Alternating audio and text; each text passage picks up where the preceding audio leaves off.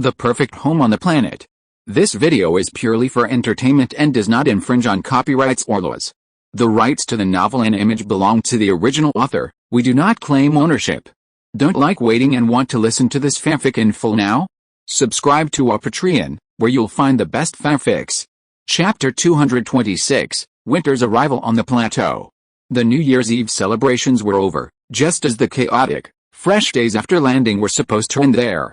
The people of Shiling Plateau mentally acquiesced to the long, arduous years of construction that followed. Winter had already fallen on Shiling Plateau, and the wild lands everywhere had become a vast tundra. Xiangyan had only been serving at home for 3 days. Feiyu had just decided that the usual identification number was a bit long, so she gave him a shortened name, Xiangyan. Before he could even start using him, the Machinery Management Department issued a notice requisitioning personal household robots. Feiyu was a little disappointed, but also understood. Currently, the households on the landing were rationing their daily necessities, and some families had robots while others didn't, which seemed out of place. Honestly, that day, when Xiang Tanin brought Xiangyan home, got off the commuter bus, and walked along Section 13 highway, neighbors smiled and waved, a touch envious. As deputy director of the planning department of the Machinery Management Department and a member of the first Luoyang Mechanical Assisted Tools Compliance Committee, Xiang Tanin was bound to respond positively to the call for robots. And so, Xiangyan was requisitioned in the blink of an eye. As compensation, Xiang Tanin and Feiyu received a portion of Xiangyan's service fee each month in their family accounts, and their social contribution points also saw a small monthly increase. Feiyu wanted to return the points to Xiang Tanin, but he refused, joking that Xiangyan's service fee would be perfect for buying some Kit Kat snacks at Mulela's monthly market. Xiang Tanin bought flour cakes the first month, candy the second. It seems he'll have to bring back some snacks every market day. He even got a special jar to store them. Feiyu ate candy and, in her spare time, liked to wander outside the west wall to see Brother Qiyong. She had been feeling a little resentful recently. The confiscated family robots showed that Xiang Tanin had stumbled upon something, making money from the spare parts he had brought in his luggage. However, her red scarf from the Shimu family's attempt to tap into the Luoyang market to tap into potential users for the robot avatars was unsuccessful. It seemed that the command center wasn't enthusiastic about promoting civilian robots. Feiyu often liked to go outside the west wall, so Xiang Tanin found a blue stone slab from somewhere and placed it at the base of the wall. He told her to bring a Boken Star blanket when she went out to enjoy the scenery, wrapping it around herself and cushioning the stone to keep out the cold. "This stone doesn't need a material description," he said with a smile. It was cut from a small construction site. Yes, the two pieces of blue stone were easy to separate. The fine, precious, and meaningful one was placed in the fenced courtyard, while the thinner, less valuable one was placed outside the outer wall. Feiyu didn't worry about getting them mixed up, but of course she still made a small mark on the stone in the courtyard. If Xiang Tanin was interested, wouldn't he keep it as a family heirloom and wait for its value to increase? She ate candy, sat on the stone, and watched Brother Qiyong. Occasionally, she would wonder if Xiang Tanin had a fondness for snacks as a child, given all the candy. Xiangyan, who had earned the candy for them, had left. And it was only she and Xiang Tanin left, milling around in the dome. Feiyu thought it might not be a bad thing. In fact, with her and Xiang Tanin's current home life, she was really worried about having an extra pair of machine eyes recording things. If she was careless at any time, it would become a trouble. It would be good to leave and serve. However, when Feiyu was testing Xiangyan's housekeeping function, she asked it to leave some works in time. She took a piece of mommin cloth from her luggage and asked Xiangyan to compare the size and make a curtain. The remaining cloth was cut into 17 or 18 handkerchiefs and ribbons of different sizes. One day, Xiang Tanin came home from get-off work and Feiyu asked him to close the door quickly as soon as he entered the house. "How is it?" she asked happily. A large curtain, hanging in the air, just divided the room in the middle, fluttering to the same height as the bed, just passing through the bed in half. Xiang Tanin turned and looked at Feiyu. "This is an idea I came up with. With this curtain, the room is divided into 2 small rooms, and we each have half. If this curtain was a solid wall, it would be equivalent to placing their 2 single beds next to the same wall." Feiyu breathed a sigh of relief. She had taken the bet on the first night of landing and promised to solve this livelihood problem. Now it was finally solved. Don't sleep on the floor tonight. The bed can be divided into 2 sleeping bags, not sleeping bags. Shang Tannen glanced at the center of the room, which was the 2 single quilts on the big bed. Feiyu was still happy. This was the best solution she could come up with. If she didn't fully trust Shang Tannen's character, she would not be willing to do this. Shang Tannen's expression was difficult to read. He paused for a long time and couldn't find a suitable word to evaluate the soft furnishings made by Feiyu. That night, Feiyu washed up. "I'm ready, you can go," she shouted to the other side of the curtain. "Okay, I'll come," Shang Tannen answered as usual. The curtain divided the whole room into very cramped space. But since the territory has been clearly divided, Feiyu naturally would not lift the curtain to see what Shang Tannen was doing in that half of the room. After Shang Tannen lifted the curtain, she sat on the edge of the bed. The two glanced at each other, and suddenly felt more distant than before. Feiyu curved her lips and smiled. She felt a little apologetic, but she had no choice. The layout of the house was like this and could not be changed. Now the simple bathroom had to be allocated to her half. After Shang Tannen went in to wash up, she got on the bed. Of course, she gave up the double quilt she was used to sleeping in, and took the initiative to curl up in the small single quilt on the side. She sighed and closed her eyes. Not long after, Shang Tannen finished washing up, and the room was silent. He subconsciously took a quick look, and immediately turned off the lights as usual, walked quietly to the curtain, lifted it a little, and squatted to get through. Moonlight poured in. It used to illuminate half of the room very brightly, but now with the troublesome curtain, it was either shadowy or dark gray. I heard the gentle creaking of someone crawling into their sleeping bag, just like every night before. The curtain draped gently and steadily behind her. Its edge wedged between the 2 single quilts. This design wasn't pleasing. I helplessly guessed, her careful planning wasted. After a while, she had to open her eyes. "You've been sleeping on the floor, and something's wrong with your body. What should I do?" "Oh, I thought you were asleep," Shang Tannen replied incoherently, seeming to give a very short laugh. "It's okay, yeah." The room was silent for a while. Shang Tannen's voice had been fully stilled by the interval, and his words were clear and gentle. "I'm used to sleeping on the floor. I told you not to feel bad. I'll discuss it with you if there's really a problem, okay?" Not someone who would easily persuade others, closed her eyes, thinking that she would come up with a solution tomorrow when she had more energy. The beds hadn't been divided, but the room had been. The cumbersome curtain remained untucked. After getting up during the day, Feiyu would pull it up, tie a knot, and leave it hanging. Surprisingly, the room felt quite cozy. At night, when it was time to sleep, Feiyu would untie the knot and spread it out, giving each of them half the space. They found dressing and undressing much easier. This was a small improvement to their home, though it wasn't complete. Work was also ongoing. Chapter 227 Rumors. During the first week of the second month after landing, the Non-Human Lifeform Research Department arranged a tour outside the protective shield for the 2 women who had last landed, Niu Naor and Song Ai. Since then, the entire department has steadily settled into normal operations. Every week, field trips are mandatory. They develop research plans, submit applications, and await approval. Sometimes they combine with field personnel from other departments to form teams, while other times they request escorts from the guard regiment, bringing along robotic guards and hunter robots, to form their own independent teams. Frequent field trips by Li Piao, Yuan Dian, and others have not only surveyed the area near the plateau but also explored further afield, where it's said to be extremely hot and humid. Meanwhile, the second phase of the Non-Human Lifeform Research Department's building was completed. Their offices have become significantly more spacious, and Lixiang and others have moved into the rear research area. However, without any living specimens yet, the space feels quite empty. It's said that the Ministry of Agriculture is already conducting experiments with specimens, and Lixiang and others have been invited as experts to participate in the research. Minister Jin and Niu Naor remained in the second main building, now surrounded by surrounding buildings and serving as the department's administrative center. Feiyu commanded the first entrance. Every 3 days, in accordance with departmental safety regulations, she would lead 2 hunter robots, starting from the front evacuation zone and driving the company's official vehicle, to personally patrol the perimeter of the Non-Human Lifeform Research Department's territory. On a regular basis, she would simply stay at the guardhouse, watching her colleagues check in. She did have field work assignments, but they were infrequent and only short trips. She had twice accompanied the department's expedition team on a trip to the outskirts of a dead forest in the abyssal valley beneath the western cliffs.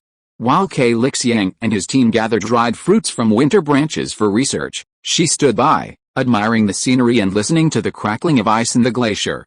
Shang Tenen's field work wasn't as frequent as it had been at first, perhaps because he had already inspected the various robots' field applications, but he still maintained a weekly rotation.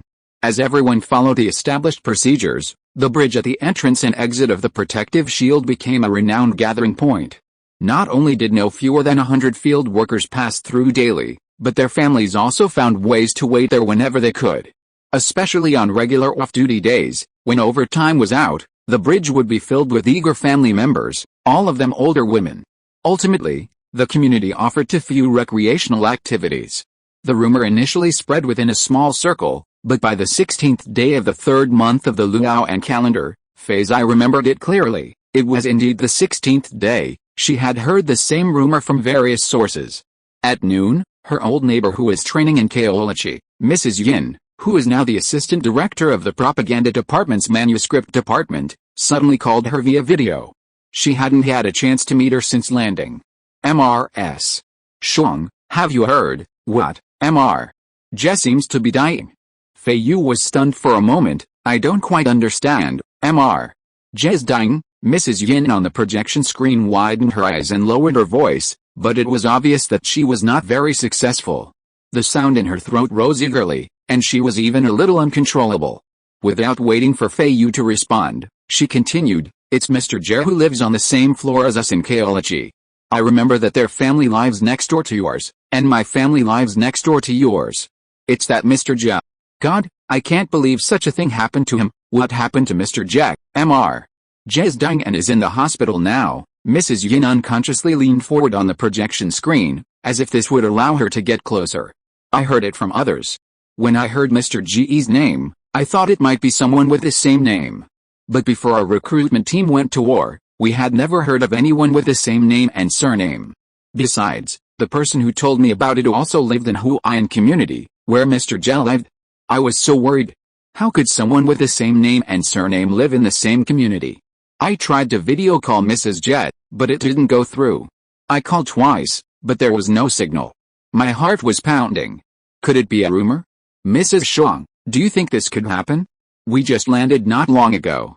It's so safe everywhere. She looked at Feiyu hopefully. Feiyu was really confused and couldn't help asking, Mr. Je is in poor health and is in the hospital? Is he not acclimatizing? No. Mrs. Yin shook her head vigorously. It is said that she is dying. She covered her mouth excitedly and murmured, Sister Shang, you can't believe it either, right? I knew it. When I communicated with Sister Gu before, Sister Gu didn't believe it at all. But she called Sister Je on video, and the call didn't go through. Sister Shang, you know that our propaganda department and the municipal center always have some work communications. I heard that Sister Je hasn't been to work for several days in a row. She lowered her voice further, so low that Feiyu could hardly hear it. The people over there were hesitant and asking, and it seemed that Sister Je didn't go to work suddenly. Her direct department boss told her colleagues that day that Sister Je's husband was in poor health and fell ill at night, so Sister Je took a day off to take care of him. But then Sister Je never went. Her boss was puzzled at first, but later he didn't mention it, and didn't give any other explanation. Her colleagues were all confused. Don't Mrs. Gu's family and the Je family both live in Huayan community? Mrs. Yin continued to cover her lips with her hand. She couldn't contact Mrs. Je, but she knew some of the people living in the neighborhood around the Je family. After asking around, she found out that it was true. The night Mr. Je fell ill, Mrs. Je was so panicked that she called out all the neighbors in her neighborhood. After Feiyu received a video call, she would automatically recall her well-mannered neighbor whenever she looked at the gate. During lunch break, she asked Li Piao, who happened to be staying at the unit and not on field work, Brother Piao, have you ever been out with people from the Environmental Safety Department before? She wanted to ask Li Piao if he had had any contact with people from the Environmental Safety Department, but the look in Li Piao's eyes made her feel something was wrong. Director Yan. You know about that incident too. Li Piao said that something had indeed happened in the Environmental Safety Department. Earlier this month, A joint expedition team, while working in the Rongai Plains west of the Shillin Highlands, apparently encountered an insect infestation. While nothing serious occurred at the time, rumors are circulating that an environmental safety expert developed a severe reaction after close contact. As a result, security has been raised to maximum security for expeditions in the Rongai Plains, and the number of teams has decreased. Feiyu, the security director for the Non-Human Research Department, hadn't received any additional details from headquarters regarding the department's hunting robot code of conduct, such as how to handle the infestation. She reasoned that the infestation wasn't particularly severe, and the incident wasn't serious. This suggests that Mrs. Yin's claim is unfounded. It could also be that the chaotic and frightening scene at the onset of the illness, along with the neighbor's word of mouth, fueled the growing concern. Unrelated sentence fragment. 1691. After returning home, she was still worried about this matter and asked Xiang Tannen, "Do you know about Mr. Jeguanqing, who told you that?" Xiang Tannen was halfway through handing her the nutritional supplement when his hands froze in midair, his eyes filled with worry. The slight smile he had just had when chatting about family matters was gone. Xiang Tannen had heard about it 2 days ago. Chapter 228 Information. Xiang Tannen's source of information was more reliable. As the deputy director of the planning department of the mechanical management department, Xiang Tannen was required to hand over a daily summary report on the use of field robots. At the beginning of the third month of the Luoyang era, an expedition team sent to the Rongai Plain discovered a group of reptiles, named them, and added them to the Luoyang biological species list. A pair of insects were walking one on top of the other, clearly mating and reproducing, so the expedition team followed them for several miles. The journey was relatively smooth, and the insect group showed no fear or reaction to humans. So, several experts from the expedition team moved closer to the insect group, trying to obtain some parameters at close range. Unexpectedly, the leader insect suddenly turned, resulting in the expedition team being cut off, and 2 experts and 2 robots were trapped in a circle of insects. All robots that landed with us in Luoyang apply the first rule, not the zero-degree concept, Xiang Tannen said. Feiyu nodded. The first rule regards protecting humans as the highest priority of robots, while the zero-degree concept will benefit other creatures. The 2 robots, one a research assistant and the other a support member of the escort, immediately protected their respective nearest experts and spontaneously activated emergency engagement mode. The research assistant and a biology expert, positioned farther back, pulled the experts along as the lead insect turned back, outrunning the leader and successfully escaping the circle. The robotic support and an environmental safety expert, originally at the head of the team, were now trapped within the insect circle. Despite the opposing creatures not launching an explicit attack, the support robot adhered to Luoyang's principle of observing and recording, avoiding direct engagement. With its numerous defensive capabilities, the support robot promptly carried the expert into low-altitude flight, attempting to overtake the wriggling insect column. So far, everything seemed smooth sailing. However, just as they were flying over the insect column, the environmental safety expert's instrument fell, killing one of the insects. The insect twisted its limbs, breaking in two, and leaking a thin slurry. The expedition team then followed strict field scientific survey protocols, taking protective measures and collecting samples. Throughout the entire process, the insect formation showed no reaction to the deaths of its own kind. The broken formation regrouped with the first living insect after the dead one as its leader. This new leader explored and found a new direction. The old leader, leading the others before the dead one, continued along their original route, without a moment's hesitation or turning back. The expedition team then returned to Shillin Plateau. Following the regulations governing entry and exit from the protective shield, detailed records of the expedition's activities were kept and quarantined.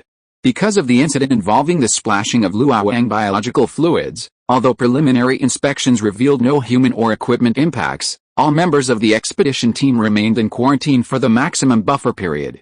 All accompanying robots underwent a thorough surface cleaning immediately upon entering the shield. Furthermore, upon returning to their respective units, they underwent a second cleaning and were sealed for a period of time as required. The robotic auxiliary guards, which had flown the environmental safety specialists through the insect trains, were on standby at Bastion 10 in Mulila. The research assistants, who had led the biological specialists out of the insect sphere and collected insect fluids, were not released back to the science department. Instead, for safety reasons, They were returned to a special warehouse within the Mechanical Management Department for a rest period. To address this, the Luoyang Guards Auxiliary Guard Management Battalion contacted the Recruiting Corps Mechanical Management Department to further confirm the acceptance criteria after the rest period. Xiong Tenin was even invited to visit the Mulerla Mountain Guards headquarters, Bastion 10, where the auxiliary guards were stationed, to assist in reviewing the data. After the rest period, the auxiliary guards were returned to service, and the research assistants were returned to the science department. This happened a week ago. Every step had been carried out according to standard procedures. But the day before yesterday, Xiong Tenin received an emergency notice upon arriving at work. The notice instructed the immediate retrieval of the research assistant robot using the strictest physical isolation possible. Their activities after being returned to the science department must be verified, and all their actions and interactions with people from the Rongai Plains expedition at the beginning of the month until their second return were completed. This task was the highest priority for the day. Xiong Tenin normally checked the robot's operational status, but he didn't access the data core of the projects they were involved in. This time, when he was ordered to review the research assistant's activity data, he encountered a familiar name. The environmental safety expert on the Rongai Plains expedition was Jeguanking, an old neighbor of Cora Chi's from their training camp. After compiling the report and sending it to headquarters, Xiong Tenin video called Bastion Leader No. 10 in Murala to inquire about the auxiliary robot and learned that it had been forced to shut down. He then learned that all members of the science department who had participated in the Rongai Plains expedition and whose reports indicated contact with a research assistant robot were scheduled for hospital checkups that day, including the biologist who had initially escaped the insect sphere with the research assistant. Several field missions originally scheduled for the science department disappeared from his robot assistant's request queue. Even a manager in the Mechanical Management Department's maintenance division, responsible for special warehouses, was called to the hospital for pausing for a minute to check on a research assistant during a period of inactivity. A subordinate of Murala's Bastion Commander No. 10 also suffered the same fate. Xiong Tenin initially assumed that Jeguanking must also be undergoing a hospital checkup. He noticed that the Environmental Safety Department, where Jeguanking worked, had a similar situation to the Science Department, with a sudden decrease in field assistance requests that day. Jeguanking's video link was disconnected, and Xiong Tenin suspected it was due to the hospital's closed-door medical examination. He wanted to wait until the situation was over before visiting his neighbor to offer his condolences. After all, he had passed the entry into the enclosure and the buffer observation. He should be fine. It was just that, for some reason, they needed to check again, perhaps just to be on the safe side. No mistakes, no. In reality, having frequently conducted field missions and read daily field briefings, Xiong Tenin had a strong understanding of things like buffer isolation and hospital admissions, having heard of numerous cases. Because the inspection notice he received targeted the research assistant robot, Xiong Tenin focused his attention on the science department. After all, it was the research assistants who actually handled the biological samples during the Rongai Plains expedition, and the samples were subsequently stored in the science department. The only thing that could possibly cause an accident was the samples. For 2 consecutive days after the emergency notice, the manager of the special warehouse in the Machinery Management Department's maintenance division failed to report to work as usual, with other colleagues temporarily filling in. Xiong Tenin sensed something was amiss. At this point, Fang Situ video called him. Fang Situ's nursery was closed, and he always liked to chat in his free time. This time, he said, "Dad Xiong, they've seconded me to the hospital. Now, Zia Ahu is the only one left to oversee the nursery's progress." They referred to the Luoyang Guards Military Medical Department, headed by Chief Physician Chong Chun Yuan Xiao. Chapter 229 Emergency Order. Fang Situ, the first director of Luoyang Zia Kinking Nursery, not only received advanced childcare training but also took a required course in human medicine.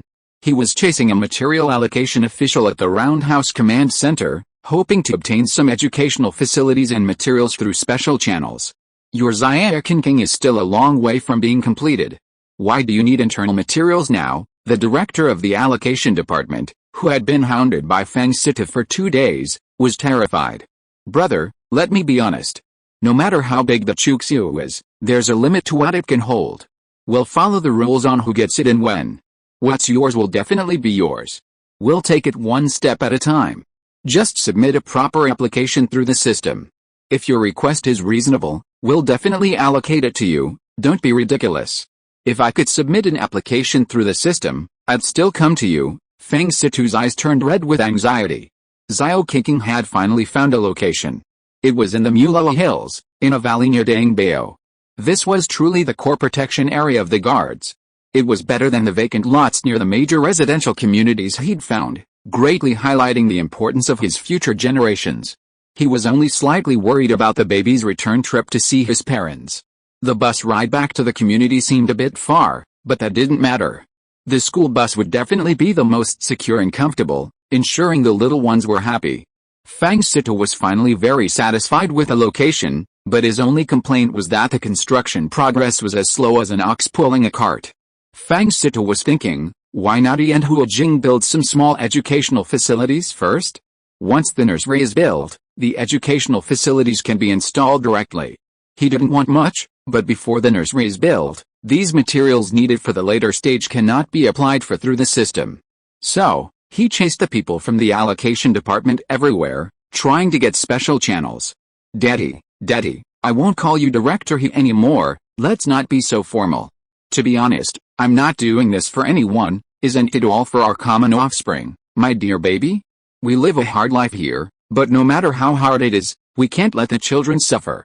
Think about it, Feng Situ chuckled as he followed them through the corridor of the command center, making a random confession. Director He had important matters to attend to, and he was at a loss whether to laugh or cry, so he could only say, you only need these small things, why are you in such a hurry? I haven't received the bulk application form yet. Starting this weekend, the 4 major communities will install formal washrooms in batches. Is this a big deal? Can it improve our hard life? It's more urgent than your educational toys. Brother, don't shout, just give them one by one. When you really need them in the future, the system will automatically give you the children's toys. It's not a toy, it's bigger than a toy, it's an educational facility. Feng Situ pulled Director He's sleeve. Then there's no point asking for the materials. Even if you take them now, you'll still have to coordinate the production yourself. As Director He hurried to leave, he casually offered solace. Brother, you should get someone to draw up a blueprint for your facility and apply for it in the system. If it's simple, our material allocation system will automatically match you with a manufacturer and guarantee it'll be ready for you. You can just wait and receive it without the hassle of applying for the materials. I have people, Feng Situ called out. Just give me the materials, and I'll take care of it. Feng Situ's people had their eye on Shuang Tanan. He figured that Shuang's father had a close relationship with him, and Shuang's father had handled a phalanx of versatile robots. It wouldn't be a problem to assign a few useful ones to work at his Xiao Qingqing child care site for a few days. He also had many ideas in mind, and tinkering with the robots would create educational facilities. Just as he was struggling with Director He, an urgent order summoned him. Feng Situ had to rush to Shilin Hospital without delay. Shilin Hospital is the only general hospital in the Highlands, and it has only been officially completed and put into use for a little over a month. It is located in the area at the entrance and exit of the protective shield, on a piece of wilderness surrounding the Tongqiao fortress. The medical personnel resources on Luoyang Star are generally tight, so the family consultant system cannot be applied at present. The system of universal hospital follow-up inspection is temporarily implemented. Feng Situ felt regretful as he walked. Look, the construction of Xiao Qingqing Nursery is delayed, and the higher-ups think that he is always idle, so they may not let him be the director of the nursery and let him help out in the hospital. Have you studied follow-up psychology and nursing management? Asked the chief physician Chong Chen Yuanziao. It has been repaired, report to the ward office. Mainly observe the patient's indications and provide comfort and consolation when necessary. The secondment period will be terminated after the notice. There will be night shifts, so let your family know. Feng Situ did not dare to bargain at all with the face of Chang Chen Yuanziao, the chief physician of the guard army, who had a stiff and serious face but tried to be kind. He quickly said "ought" twice and walked out to the hospital lobby. He first explained everything to Hu Jing and told her to consult the neighbors if she had any problems. Then he thought about it and realized that it was still unclear how long the secondment would last, so he made a video call to his good friend Shuang Tanan to let him know. Dad Shuang, I mentioned to you last time that my Xiao Qingqing wants to apply for a few technician robots. I have already told my Xiao Aho that if you need materials, just ask you for the robots. You must give them to me. Also, I'm helping out at the hospital now, and I don't know how to schedule the day and night shifts. Zion Ahu may be alone at home. If she has any problems, please help me out. Shang Tanin naturally agreed. He thought for a moment and asked for a favor. Situ, my former neighbor Jaguanking has been admitted to the hospital. He probably needs a physical examination after returning from field work. If you see him, please give him my condolences when you have the chance. Oh, who is admitted to the hospital? Feng Situ was surprised. That Mr. Jet? No problem, I will definitely give him my condolences. I know him too. In the dome house, Feiyu was holding a tube of nutrient solution. Upon hearing this, she asked, does Feng Situ have any latest news about Mr. Jack? Shang Tanin shook his head. Situ's video call is also unavailable. What about Hujing? She should be able to contact Feng Situ on a daily basis. No mistake in one song, one post, one content, one book, one forum. I asked, and she said that Situ eats and sleeps in the hospital, and is very busy. He has a heavy secondment task, and agreed not to video call and will go home after the secondment is over.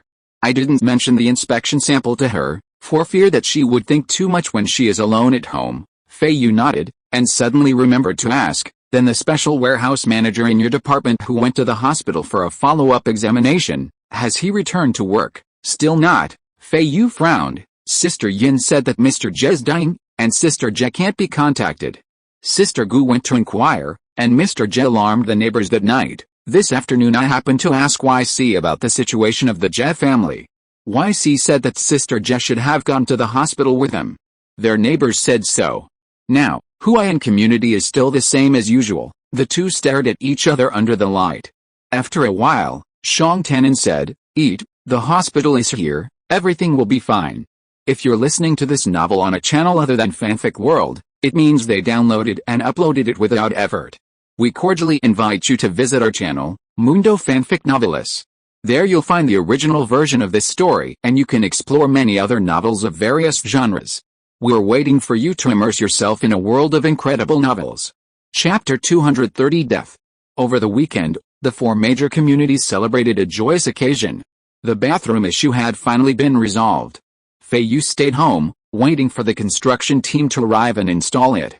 Shang Tanin, mindful of Feng Situ's instructions, boarded the Qinghai community bus and headed to Feng Situ's house to help look after Hujing. I might be back late. I've made an appointment with Huaisi to catch up at his house, and Decheng is coming too. Shang Tanin was preparing to go to Huayin to meet up with his old neighbors and learn about the Je family. He was a little worried before leaving. Can you make it alone? Sure. I'm not the one installing the bathroom. There's a construction team. Shang Tanin chuckled and took a square jar from the storage compartment where he kept the candy he bought from the market. I'll give some candy to Sister Feng and Sister Gu, Feiyu suggested. You can take 2 of the handkerchiefs Shang Yan made as souvenir packaging. Okay, Feiyu helped to get them.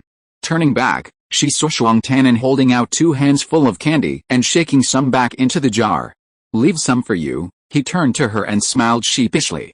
You don't have much left. It's not good to have a souvenir that's too light, Feiyu muttered. He didn't eat much of what he bought himself, so whenever he remembered, he would ask her to eat. Fortunately, she didn't really want to snack, so today that could be a perfect gift for him to take out. It's your first time going to someone else's house, so take more, she instructed. Feiyu was very deft and quickly helped Shang Tanin tie up the candy handkerchief. If there's any problem, you can video chat with me. If anyone in the section has any problem, please write it down and report it to the team leader. Shang Tanin expected to install the bathroom today, and the neighbors' wives would definitely complain to Feiyu, the section chief, because she also had the miscellaneous social work duties of providing feedback on the use of living facilities in the section. After giving instructions on everything, Shang Tanin apologized and picked up the candy and went out. Feiyu watched him open the fence gate and walk on Section 13 highway. The winter light of Qiongjie shone in front and behind him. Mr. Dag from next door greeted him in the yard. Even at the east entrance of the section, the voices of him and Wei Minghuang greeting each other could be heard on the wind warmed by the sun. The sisters-in-law from various families couldn't wait to call over to her. Section chief, the construction team will definitely be here on time, right? Everything was so vivid. It seemed like not long after Shang Tanin left that phase I received a video call from him. In the background, Hua Jing caught up with him. Brother Shuang, there's another bag of candy. Take it to your sister-in-law. One bag is enough for me. Shang Tanan half turned and waved his hand behind him. Sister Fang, take it all. He didn't even wait for Hu Jing. He turned around and said hurriedly, Fei Zai, I have a temporary mission and may be back late tonight. Don't wait, going out. Fei Zai said this first. No. Back to the department. I have something to arrange. Fei Zai was relieved. That day, she didn't fall asleep until late at night. Shang Tanan hadn't come back yet. The moonlight was climbing up the curtains. Feiyu reflected on today's events. Feedback on the bathroom had been positive, and everyone in the section had agreed. The rain had stopped tomorrow morning, and the snowfall had been announced. Let the snowflakes fall and melt naturally, allowing unprotected contact. Her mind flashed back to the quiet, heavy snowfall in the abyss valley beneath the cliffs, and she couldn't help but compare the snow inside and outside the dome. After all, the circulating vapor inside was adaptive, while the outside was untamed. However, with the inside of the dome now mimicking the outside's climate, it was certain that their landing was one step closer to active exposure. Feiyu's thoughts of the abyss snow reminded her of the night she'd spent at the entrance, then of her neighbor Jie Guanqing, who had been hospitalized and had no news, and even Fang Situ, who had gone to help, had also lost contact. Her heart suddenly became troubled. The gate in the courtyard clicked softly. There was almost no sound of footsteps. The door to the dome slid open, and a familiar figure shimmered in the moonlight on the door frame. The door closed immediately, and the man bent down in the dark, rustlingly took off his boots, and quietly entered the room, walking along a route away from the bed to the simple bathroom. The bathroom is ready. Shang Tanan was startled, and turned around to see a figure sitting up faintly on the big bed where the sound came from. In front of the large curtain filled with clear moonlight, a figure with disheveled hair was printed. You haven't slept yet, he paused. Well, I want to tell you that the bathroom can be officially put into use. The original bathroom has been converted back into a dressing room. Oh, okay. The lights turned on, illuminating both of them. Feiyu sat on the bed, staring at Shang Tanan, looking up and down twice, and lifted the quilt to get out of bed. I'll explain to you the function of the new bathroom. No, you continue to sleep. I'll do it myself. Feiyu pointed to the location, her eyes still fixed on Shang Tanan. Shang Tanan took 2 steps and stopped hesitantly. Why aren't you sleeping yet? Fei Zai nodded, and after a while said, Are you okay? It's okay. Shang Tanan was still walking towards the bathroom, but he saw Fei Zai turning her head, her eyes following him. What's the matter? His voice was very light. It's okay, right? Shang Tanan looked at her silently. The way she raised her chin to look at him, and the way she waited in the quilt with her hair loose, made him even more silent. Is there something wrong, Fei Zai? Shang Tanan opened his mouth, but seemed unable to make a sound. He shook his head vigorously. I didn't want to say it tonight. What's the matter? Fei Zai pursed her lips subconsciously, her eyes wide open. She reached out and patted the edge of the bed, motioning him to sit down and talk. Something must have happened. She felt very bad. Fei Zai, Shang Tanan said, gently approaching the bedside and looking down at her. Guanqing is gone. Who's gone?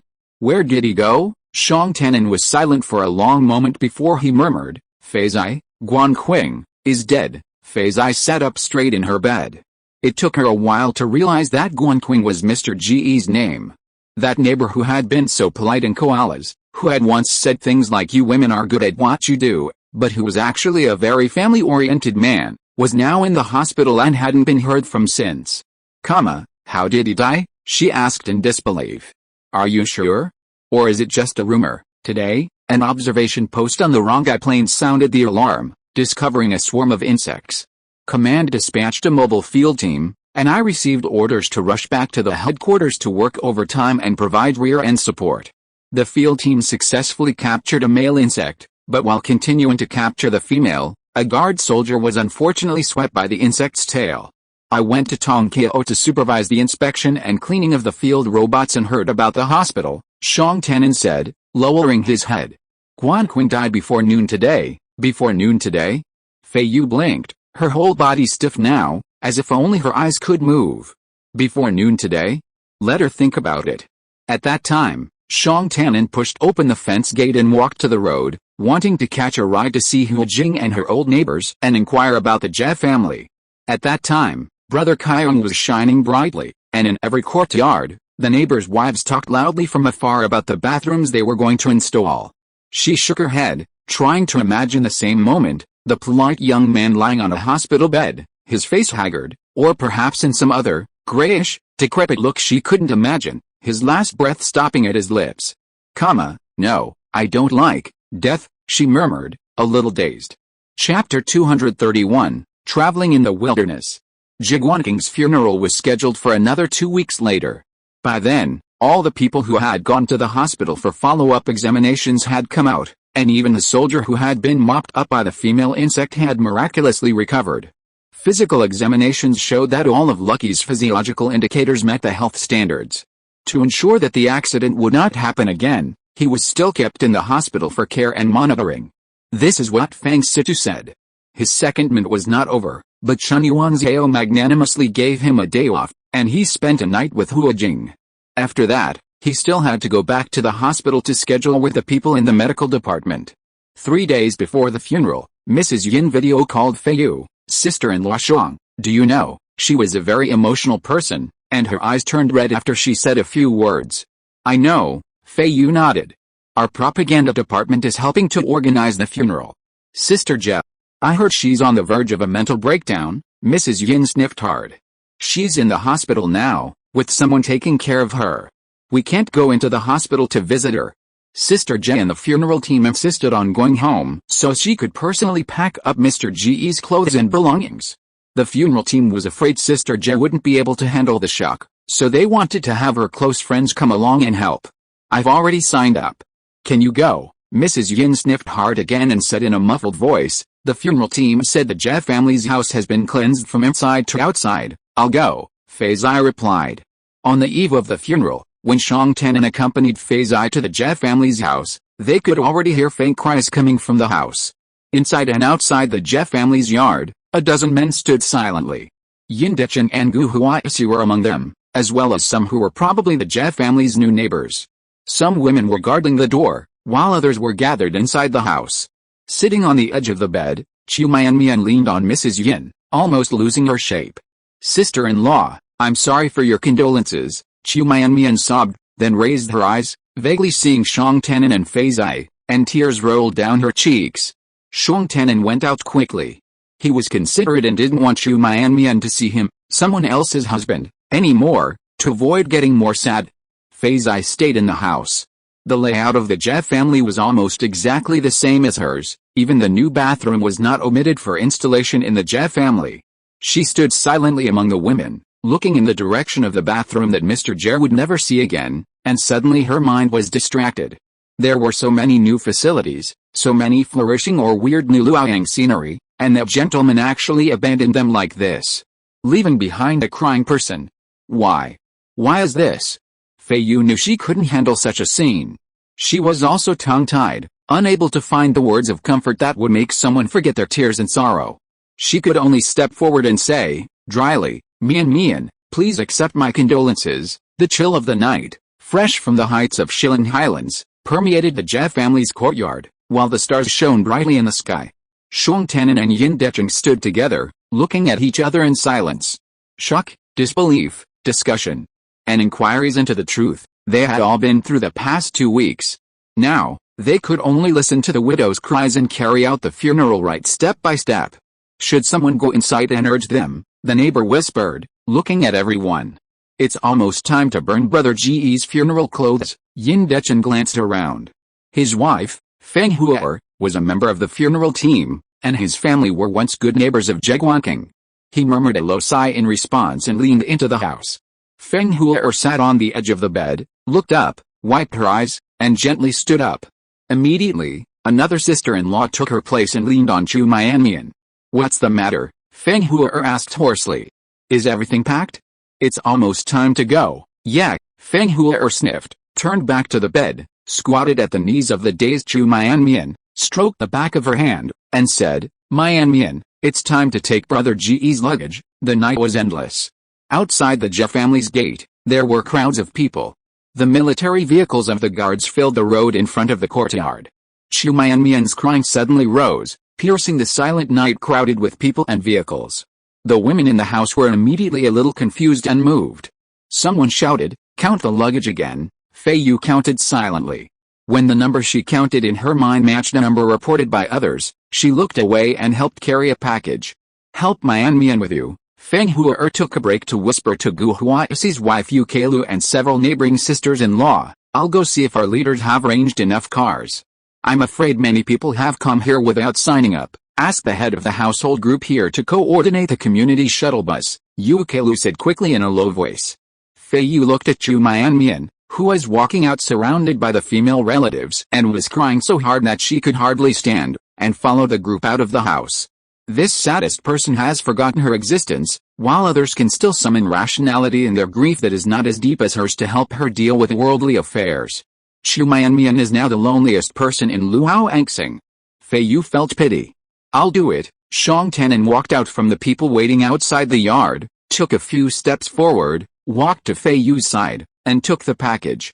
The men carried the first victim's belongings, while the women supported the grief-stricken widow. The procession departed from the Jie family in the night and reached the wilderness designated by the funeral team. Flames blazed. Chu Mian knelt before the flames, wailing, Guanqing, please come back. I don't want this, I don't want this." Fei Su, clutching a white rose, followed Shang Tanan. It was urgently commissioned by the Ministry of Agriculture's Naturalization Bureau.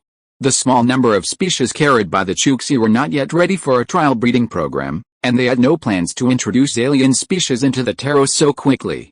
But the white rose was essential. The Ministry of Agriculture's Naturalization Bureau had set up a fully enclosed experimental field within the newly established plantation, effectively completing this specially approved, expedited task. This was according to Mrs. Yin from the funeral team. No mistakes, no. The ground beneath his feet was uneven. Shang Tanan leaned slightly, holding the rose in one hand and supporting Fei Zai with the other, then turned and continued walking. Their group formed a circle in the wilderness, surrounded by burning clothes and a weeping woman. There were no robots, only real humans, in the real wilderness, singing a dirge on the night wind. This was the first funeral guideline established by the Luoyang Construction Command, and it would later be incorporated into the funeral regulations of the Luoyang Recruiting Corps. Humanity, paying tribute to humanity. Who else but this? Fei Zai followed Shang Tanan step by step, following the group.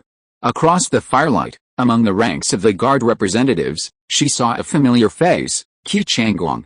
A flashback flashed through her mind, 2 funerals she had attended with this man as a child. One was her grandfather's, the other his. The memorial garden in the Mamanzhisan district was solemn and spacious, with flowers blooming silently everywhere. They always bid farewell to their deceased loved ones at dusk, when the orange light of Tadaquing filled the valley of memories. Her father had told her that dusk allows the dead to rest in peace, while the living must turn and embark on their journey back to the mortal world, resting for a night before welcoming a new day, stringing together the days that follow into their own journey of life, so that when they finally meet on that day, they will have beautiful stories to tell them. Come back, don't leave." Chu Mian collapsed to the ground, her sobs hoarse. Her 2 sisters-in-law helped her to her feet, and she knelt down again, weeping bitterly. Her travel clothes gradually turned to ash, fluttering upwards in the wind. Sending off travel clothes is a common funeral ritual on Humboldt, Jeguanking's ancestral home, and it will soon be incorporated into the funeral customs of the people of Luoyang. This was a suggestion from the Folk Customs Department of the Calendar Department, unanimously approved by the Luoyang Construction Command. Amidst the majestic singing of Deputy Director Shuang and Zhao Duan from the Propaganda Department, Feiyu heard Chu Mian's sobs, her lips pressed to the earth. She heard the people silently circling in the wilderness, first joining in the muffled prayers, then gradually chorusing in unison. She heard Shang Tanan's voice carried by the wind, and she joined in the quiet singing. She saw everyone holding a white rose singing, and across the firelight, Qi Changgong's mouth also moved. She could still see the crackling fire, stirring up the ashes of his travel clothes. She looked up at the brilliant starry sky. The dead are not far away, and we should take our travel clothes, not feel the cold, and be happy in the afterlife. The dead are not far away, and we should take our travel clothes, not feel the cold, and live a life that is not in vain. Finally, they threw all the white roses into the fire. Chapter 232 The Promised Land of Warriors. Fei Zai, I signed up to be a pallbearer, Shang Tanan said at night. Yet, it's my duty, Feiyu replied. After a while, she thought of something, lifted the large cloth curtain beside her pillow, frowned softly and said, "Tannen." The moonlight shone in, clear as water. She sat up, brushed the nagging large cloth curtain off her shoulders, and looked at the bed under the bed. Shang Tannen noticed the movement on the bed, so he also sat up and faced her. "What's wrong?" They sat opposite each other, one above and one below, the moonlight silently spreading on their respective bedding, allowing them to see each other's eyebrows and facial contours clearly. Feiyu suddenly felt that the question she was thinking about was so cruel to Changgong, whose soul might still be wandering in the starlight and ashes in the wilderness. As rational as she was speechless for a while. "Can't sleep?" Shang Tannen asked in a low voice. Feiyu shook her head and finally reminded, "Tannen, is it okay to carry the coffin? Mr. Ge's cause of death, it doesn't matter." Feiyu, Guanqing has. Shang Tannen said nothing more, looking at Feiyu with a hint of sadness in his eyes. "Tomorrow there will be only a jar of ashes in the coffin. What about Mian Mian? Does Mian Mian know?" Shang Tannen nodded silently. Luo Wang's first victim, Changgong, a rock and soil analyst from the Environmental Safety Department and from Humboldt Planet, was buried in the Shilin Highlands Memorial Garden at the end of the third month after landing. Everyone attended his funeral. They arranged a planetary funeral for him with the utmost respect. There were 14 coffin bearers, the 7 on the left were generals of the guards, and the 7 on the right were his fellow recruits. The place where they turned Changgong's clothes into ashes that danced with the starlight has since been called the Clothes Wilderness. They built a new faith hall next to the Clothes Wilderness for him to rest. After the heroic spirit has departed, those who remain alive who feel tired, lost, or distressed can go there to receive inspiration. They carried his coffin, starting from the Hall of Faith, silently and solemnly through the wilderness to the memorial garden. They planted the memorial garden with white roses. In the center of the memorial garden, a tall memorial tower was built. General Shroud, the highest commander of the Luoyang Construction Corps, delivered a speech. He was our dearest brother, a handsome, young, brave, and passionate son of the Alliance, and a loving husband. He left us with eternal memories. He was the first hero in Luoyang's human history, an eternal hero. Let us enshrine our brother here to rest, facing Luoyang's brave new world. He will guard the place of his soul after us, and we will guard his loved ones, carry on his unfinished ambition, and open up this brave new world, to commemorate Changgong, and to honor him." General Shroud announced that a submarine basin would be named after him. In the 3 months since Shilin's landing, every mountain, every piece of land, and every river across Luoyang continent has been given a name. Following the conventions of planetary geographical naming, their names follow those of earlier observers, discoverers, and researchers, serving as a tribute and expression of gratitude. At the funeral, General Shiluni announced that the names of the newly mapped underwater features would be bestowed upon Changgong, and henceforth upon other legionnaires who have made outstanding contributions to Luoyang. Our grief and longing are as profound as the ocean that encompasses our continent. We need to honor our warriors. We place their names beneath the ocean, closest to Luoyang's core, and from now on, they will be enshrined in our hearts.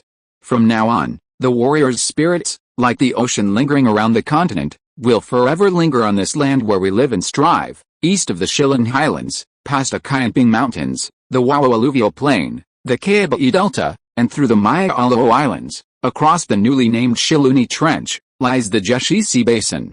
The Geci Basin has now become the promised land where Luoyang venerates the warrior Changgong. Feiyu stared at the illuminated surround screen on the memorial tower. The vast ocean surface glided downwards, revealing the eternally silent sands beneath the sea. She then looked at Chu Mianmian. Beneath the memorial tower, Chu Mianmian was supported by her head of household and Feng Huar. Her expression was numb with grief. She mechanically half-raised her head, staring blankly at the Gec basin, which revolved endlessly on the screen. It was too deep, too far away. Feiyu couldn't help but feel sad for Chu Mianmian. She wondered how Chu Mianmian would ever, when she missed Changgong, cross those mountains and plains, penetrate the deep waters, and reach the place where his name lived forever. In March, the protective shield surrounding the Shilin Highlands added an internal and external exchange period each morning. At this time, the morning wind in the height of winter on the highlands was exceptionally cold, carrying the wild chill from outside the shield, blowing the white rose petals off the coffin. Feiyu's face was whipped by the wind, only her trembling eyelashes able to intercept a few wisps of cold air, which soon seemed to be covered with mist. She stared intently at the pallbearers standing solemnly behind General Shiluni, Shang Tanan, Gu Huaisi, Yin Dechen, and Qi Changgong and his comrades. White rose petals brushed against their lapels and faces, and they were as still as statues. Where would their promised land be in the future? She pondered. Not at the bottom of Luoyang Sea. After the funeral, Feiyu and Shang Tanan returned home. It was a moon day, and because of the funeral, the market in Mulala was closed, all mobile field operations were suspended, and the community activity centers were also closed. Some neighbors visited each other, while others took advantage of the good weather that lasted most of the afternoon to rent housekeeping robots to change clothes. Feiyu and Shang Tanan sat outside the west wall of the house, leaving only an empty yard in their dome number 1 so that no one would come looking. They looked at the wilderness for a long time. The eldest sister-in-law of the Yin family said that Mian will not return to the Jia family's current house for the time being.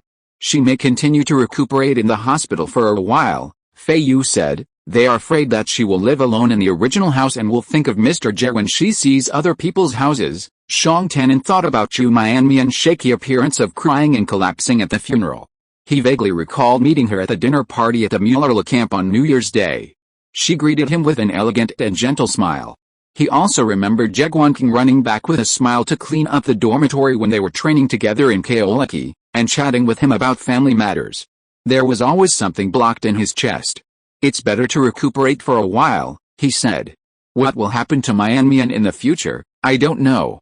Dechen said he hasn't heard his sister-in-law mention anything about this. Maybe it was too sudden, and none of us expected it to be like this, Shang Tanan said in a low voice. The Legion should make arrangements for Sister Jack. Feiyu pondered what kind of arrangements would be good for Chu Mian. She was silent for a long time, and then slowly said, why did that bug leave Mr. Jia with no chance at all? Chapter 233 The Promise at the Western Wall. The Science Department and the Environmental Safety Department are still investigating. I asked Situ, and he heard in the hospital that Guanqing had symptoms of poisoning and eventually died of exhaustion, Shang Tanan said. Poisoned? Did Mr. Jia accidentally come into contact with the insect's body fluids? Shang Tanan shook his head and looked at the sky. We don't know. Feiyu was also speechless. Yes, maybe the higher-ups knew, and some people knew, but they didn't. Our colleagues in the non-human research department also discussed it.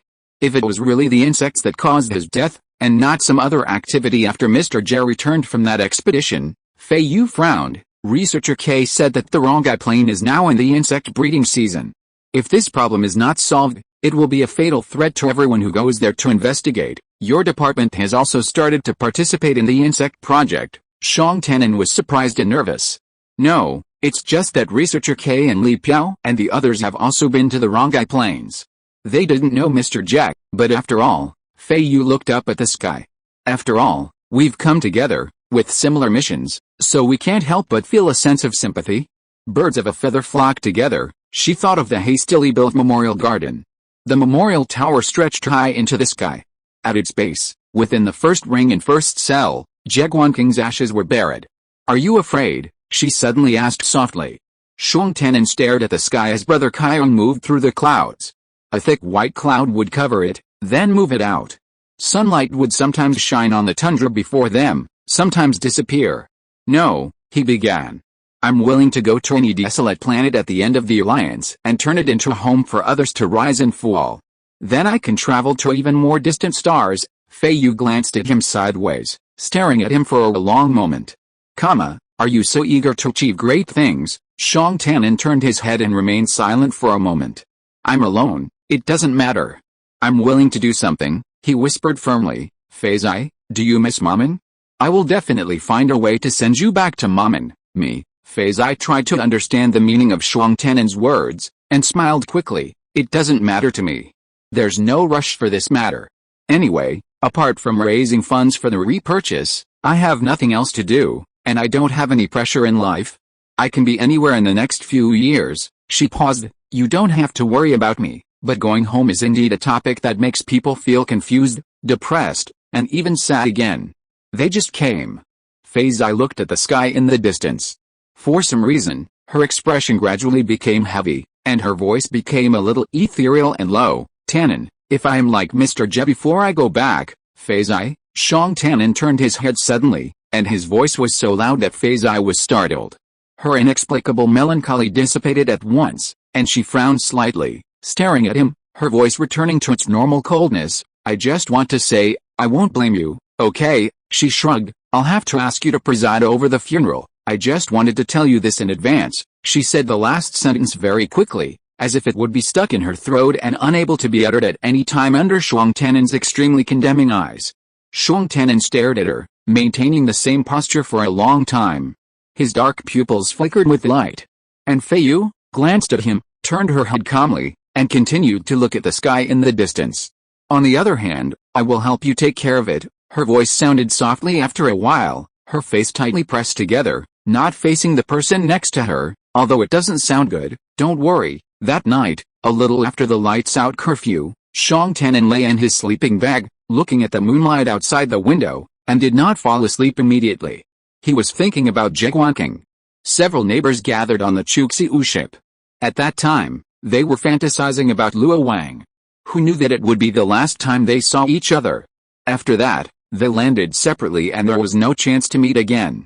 A flesh and blood person has become a can of ashes under the memorial tower. There seemed to be some rustling sounds on the bed. He subconsciously glanced up and saw only the empty half of his bed, which was bright and clean in the moonlight. He collected his thoughts and closed his eyes. The rustling sounds continued, and there seemed to be movements of getting off the ground. He lay quietly, a little worried that Feiyu had caught a cold after standing under the memorial tower for a whole morning or sitting at the west wall for half a day. Could she be feeling unwell? Tannen, can I come over? Shang Tannen suddenly opened his eyes, a little surprised, but he had already agreed. As soon as he finished speaking, the big curtain was lifted and then lowered. A figure wrapped in a blanket walked straight to his sleeping bag, lowered his head and looked at him up. Shang Tannen became more and more surprised and suspicious, and quickly sat up from his sleeping bag. What's wrong? The person in the moonlight bent down and knelt down very simply, just at the same eye level with him, and his voice was clear and powerful. Tannen, the last time the community security inspector on duty thought our bed was broken, she came to ask about it via video after curfew. Shang Tannen looked at the person opposite him and said in confusion, about 20 minutes, what's wrong? Is there something wrong with the bed? No problem. Feiyu shook her head, and her loose hair swayed beside her cheeks. Then you have more than 20 minutes to sleep in the bed. I will take turns with you today, no mistake, in one song, one post, one content, one book, one forum. Shang Tannen was just about to help Feiyu check the facilities and systems when he looked at her in surprise. Her eyes were bright and clear in the moonlight. Feiyu, after calling her that, Shang Tannen felt a little discouraged and sighed. Go back to bed quickly and don't catch a cold. It's getting late, you must improve your sleeping environment. It's getting colder and colder, and you still need to go out. You can't have a weakened immune system, Feiyu said in a straightforward tone. If you don't want to sleep in the bed, we'll leave it empty. When Auntie comes to check, please tell her that we had a fight. I don't want to spend too much energy on such trivial matters as who sleeps where. After that, she stood up. Feiyu, Shang Tannen subconsciously reached out to pull her, but when he touched the edge of her nightgown, he subconsciously retracted his hand, not daring to pull her ankle. After this pause, the person wrapped in a blanket walked to the large curtain, dragging a gust of wind. Tannen, my physical condition is fine, you don't need to be too modest. Don't worry, I will take turns with you occasionally, and I don't plan to let you sleep on the bed all the time. Feiyu paused and said seriously, good health is very important. Good night, Feiyu. Feiyu, Shang Tannen saw her lift the curtain and go to the other side without answering. He hurriedly got out of the sleeping bag and followed her to see that she was about to lie down in the sleeping bag under the bed. Why are you doing this, Feiyu? Auntie is coming to check, you deal with it. Feiyu closed her eyes and said lightly, I'm going to sleep. Shang Tannen was in a dilemma, and it was not easy to move too close, so he had to stand at the head of the bed, leaning against a big curtain and lowering his voice to persuade, Feiyu, don't sleep on the floor. The person in the sleeping bag did not respond at all. Chapter 234 Recruiting People on a Snowy Night. Time passed by minute, the dome was quiet, the moonlight still poured in. If Shang Tannen hadn't been as anxious as an ant on a hot pan, Such a moonlit night and such a small house would have seemed like a good place to sleep. He looked at Feiyu anxiously. Half of her sleeping bag was immersed in the moonlight, and the other half, even her eyebrows and eyes, were hidden in the silhouette under the bed, making it difficult for him to tell whether she was really sleeping soundly. Feiyu, Zhang Tanan called softly. After calling 4 or 5 times, she didn't respond at all. Zhang Tanan knew that she was extremely resilient and assertive. He was afraid that the inspector aunt would really come and arouse suspicion for no reason.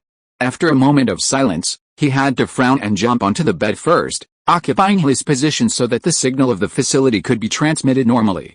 He sighed again and continued to reason quietly. Feiyu, I'm fine.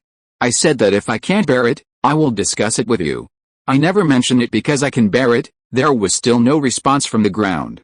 You should sleep up first tonight. We will discuss a good rotation mechanism tomorrow. The sleeping bag was motionless. Zhang Tanan was really anxious. He waited for a moment. Only the moonlight was sticking to the big curtain, piled on his shoulders, listening to him speak. He sighed deeply and pleaded bitterly, Feiyu, don't argue today. After another moment, in the silence of the room, Zhang Tanan withdrew his gaze and had to lie down in a single quilt. The big curtain swayed gently, and after a while it fell, separating the other half of the bed and the sleeping bag under the bed. Good night. He tilted his head to look at the pattern on the curtain and sighed. Feiyu opened her eyes early in the morning. There was no sound of rain falling on the fence outside the window. She looked up, but saw large snowflakes flashing a faint white light under the gray sky. Then she suddenly remembered that there was no rain scheduled at 5:30 today, but a snow. Thinking this way, it turns out that Qi died before the first snowfall of the Shilin Plateau and was buried before the second. Handsome, young, brave, and enthusiastic, which of these conscripts didn't fit these descriptions? Feiyu had always known that Qing's death had impacted her, but amidst the flurry of research and funeral ceremonies, she hadn't had the time to process it. Even now, she still wasn't entirely clear, and she didn't want to use the death of another person to sort out her own emotional changes. But she had indeed changed. She used to believe that the world could be simply divided into 3 types of people, the indifferent, the friendly, and the hostile. But now, outside her dome, one dome after another stood silently in the heavy snow, with conscripts sleeping peacefully inside.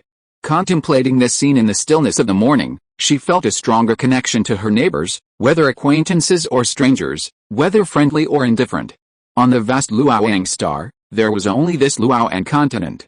On the vast Luoyang continent, there was only this Shilin Plateau. They built a city on the high ground. To the west stood the cliffs and abysses, to the east stood the Qianping mountain, to the north stood the ICC, and to the south stood the hot and humid plains. Outside the city was nothing but wilderness. All the people who lived here seemed so insignificant, and so dependent on each other for life and death. Qi stayed in the 3rd month of the Luoyang calendar. Now the rest of them were about to enter the 4th month. There was no sound on the bed, no, if you listened carefully, you could hear a little bit of even breathing. Zhang Tanan was still fast asleep. He must have not slept well before, and when he moved to the bed, his body automatically fell asleep. Feiyu twitched the corners of her mouth slightly. The harsh days had just arrived, and none of them could make any mistakes. After thinking for a while, she felt that she was quite heavy. When she looked again, she found that on the sleeping bag, there was not only her Boken star blanket, but also the mom and gray blanket for Zhang Tanan. He must have covered her with it all at once in the middle of the night. He is a very good person, Feiyu thought. The snow continued to fall, and the sky gradually brightened. The curtain hanging over the bed swayed slightly, then a corner was lifted up. One person half raised his elbows, pushed the curtain away from his head, and looked under the bed. Good morning, Feiyu rolled her eyes. Did you sleep well? Good. She sat up, glanced at Zhang Tanan, raised her chin slightly, and gestured to the window. It's snowing, and it's about to stop. It's time to practice boxing. Perhaps the command wanted to use a happy event to boost everyone's morale and erase the shadow left by Luo Wang's first funeral. Or perhaps, the preparations of the material allocation department were complete, and the planned welfare distribution date had arrived. After all the families in the community were equipped with washrooms, another livelihood issue is resolved. Luo Wang's 4th month Star News issued a public notice, conscripting each household to be equipped with an ordinary hovercraft for daily travel on the Shilin Plateau. Perhaps to add a touch of excitement to the overly stay-at-home community, while there was no choice of model for the family hovercars, all were identical, there were a variety of colors available, and those with the leisure to do so were allowed to apply their own markings after taking them home. The following appears unrelated and likely a translation error. No mistake. 1 post, 1 content, 1 6, 1 9, 1 book, 1 forum. Take a look. Although each family initially only had 1 car, with the other relying on the community shuttle, this excitement was enough. From receiving the announcement, to returning home to discuss the color, to eagerly anticipating the car, to the huddled lines to finally receive it, the topic raged in the community for 2 weeks. Then, suddenly, like an overnight breeze, every household had a colorful car parked in front of their yard. On weekends, nearly every man was outside painting the markings on their new family property. It wasn't a big deal, but once one family painted it, another, seeing the interesting and aesthetically pleasing painting, got excited and tried it too, and it quickly became a trend. This was probably the rare leisure activity she'd had in the 4 months since landing, apart from the hectic work and monotonous, tense life, besides visiting the market. Feiyu, come over and take a look, is that alright? Feiyu poked her head out of the room and glanced at it. She turned and handed a copy of her car emblem to the community service robot that was helping her tidy up the house. Go outside and help the gentleman. Make sure the design he draws on the car is at least 50% similar to my sketch. That's all. The robot nodded and hurried out the door. A moment later, she heard the robot's muffled voice argue, it was Madam's request. Sir, although I think it would look even better if you continued, Madam asked you to stop. I still think you can stop? She stopped polishing her green agate beads and stood in front of the door. Just then, Xiong Tanin turned to look at her. She twitched her lips and shook her head. Xiong Tanin smiled, knowing full well that she was lamenting the robot. I'll draw a little more. We still have time, he called over, revealing a beautiful set of white teeth under Brother Kyong's light. Okay, Feiyu beckoned the robot, come back. The robot nodded again and walked towards the house, but with its head half lowered, it mumbled, I'm doing what I was told. Chapter 235 Tungkyo Family. At 5 o'clock in the afternoon, Brother Kyong cast a faint pink afterglow across the car window. Feiyu looked at the bustling crowd under the bridge ahead and thought to herself how enthusiastic the sisters-in-law were. She circled the parking lot for a while. It was still early, so while looking for a parking space, she admired the creative logos on other cars. Since every household has a car, people's travel is no longer restricted as before. In addition to making it more convenient for friends to visit, the Tongkyo area has also become more popular.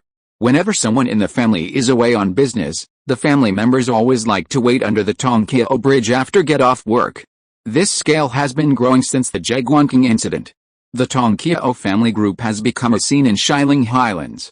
The original parking lot under the Tongkyo bridge had to accommodate the normal commuter cars of various units and the small family cars of the families. It soon became insufficient, so it was recently expanded. Feiyu was circling when a long line of armored vehicles approached from a distance. She stopped admiring them and landed at the end of the colorful train. Feiyu had been coming to Tongkyo frequently lately and knew it was time for the Tongkyo fortress's guard change.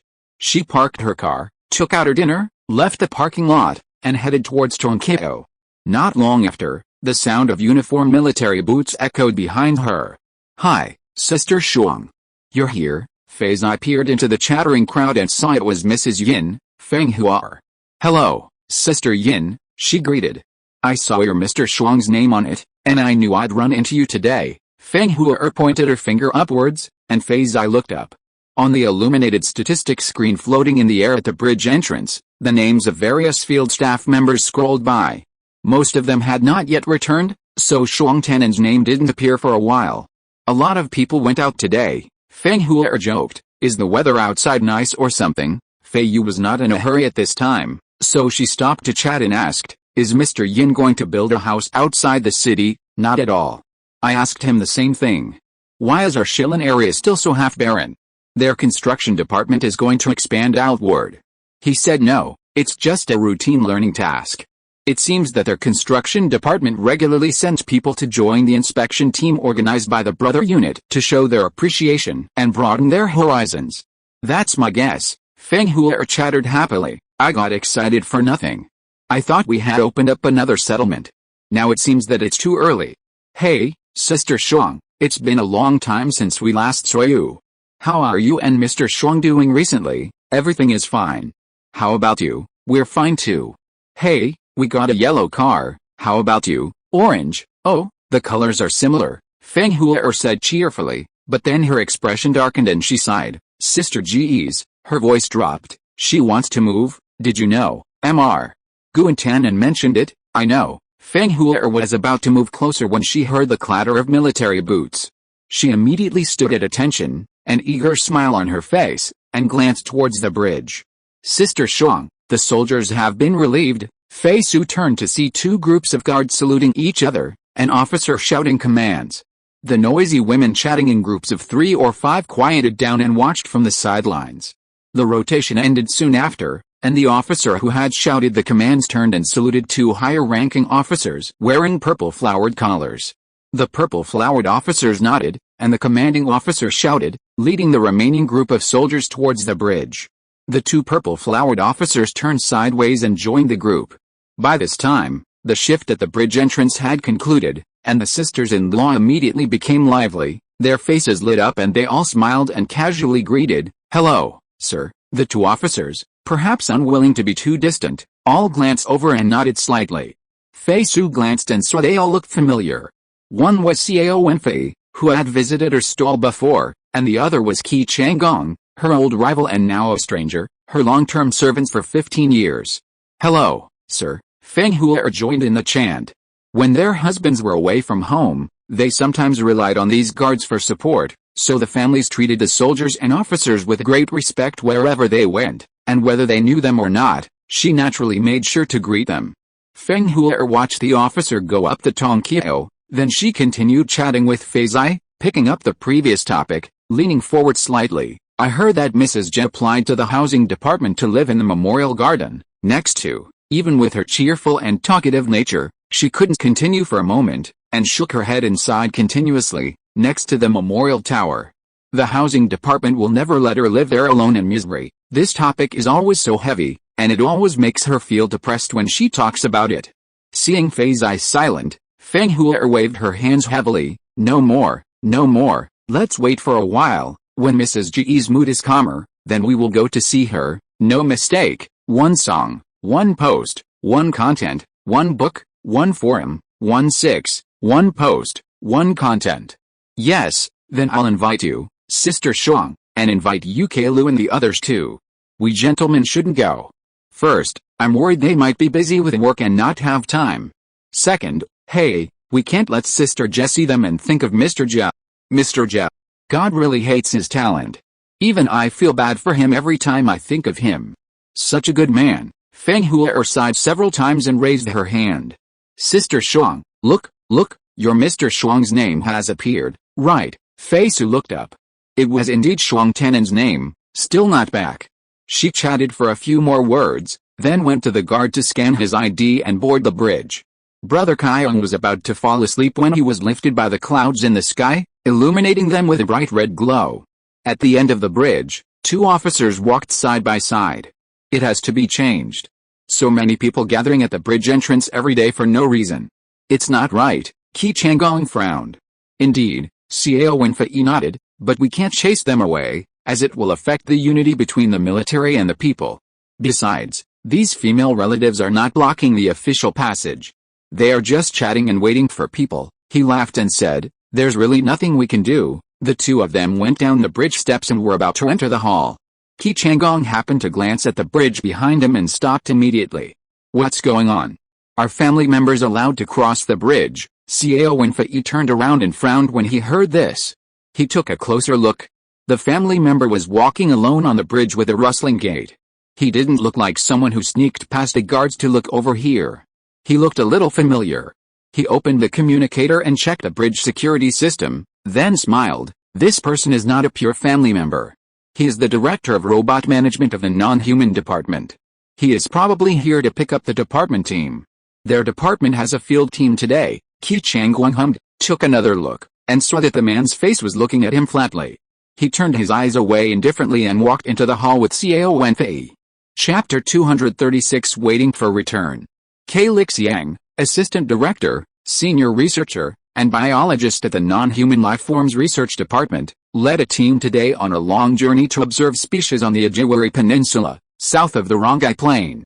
The Ajiwari Peninsula is vast, with a slightly rocky desert edge and the towering Biman Mountain in its center. Qi Changgong is currently applying to establish an Ajiwari research station. He has also submitted a joint application with the Ministry of Agriculture to establish a small experimental field at the foot of Biman Mountain to cultivate local species.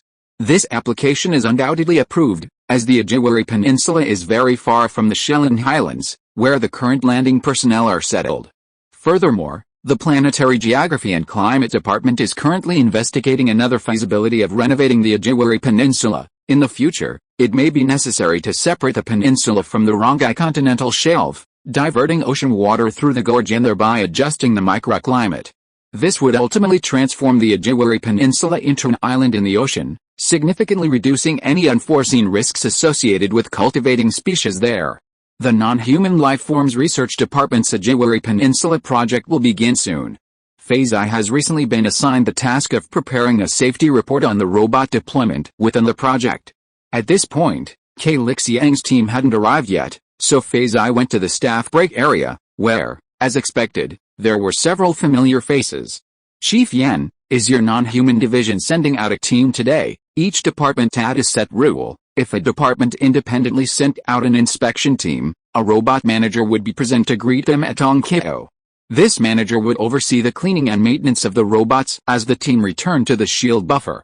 If personnel from various departments were participating in a joint field mission, the accompanying robots could be cleaned and maintained by the Machinery Management Department's personnel stationed at Tongkeo Fortress, and the robot managers from each department could be present or not. The person questioning her was a supervisor from the Ministry of Agriculture. It seemed the Ministry of Agriculture had also sent out a team, but since it was a large department, there were two people responsible for robot affairs, a chief and a deputy, who could take turns. Unlike Feiyu, who worked in a small, atypical department, not only had to handle all the robot affairs alone, but also had to double up as a security guard.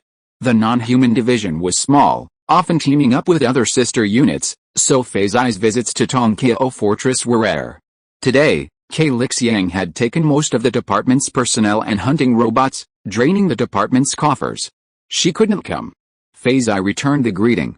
As a girl, she knew these men well enough to exchange a few words, but joining them in a frenzy was a must. She found a seat and listened to their small talk while she opened her unfinished report and continued to ponder the proposed deployment for the Ajiwari Peninsula Station. Lately, she felt, she'd been crossing over into other sectors rather than just one. Just as she was lost in thought, the sound of military boots echoed down the hallway. "Hello, sir, hello," a chorus of greetings echoed from the coffee room. "Commander Qi, Commander Cao. You're coming to dinner?" Feiyu raised her eyes and glanced over. Qi Changgong and Cao Feiyu were unassuming, evidently acquainted with most of the robot management chiefs and departmental security officers. Upon entering, they smiled and responded to the greetings. When Cao Fei유's friendly gaze flicked to Feiyu, she smiled faintly, a nod of greeting blending in with the crowd.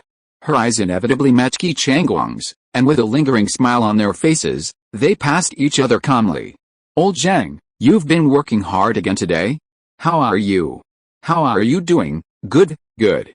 Not hard at all, but nowhere near as hard as the two commanders and the guardsmen who are on duty." Old Zheng, the Ministry of Agriculture's Deputy Director of Safety, was cheerful and talkative, his voice booming.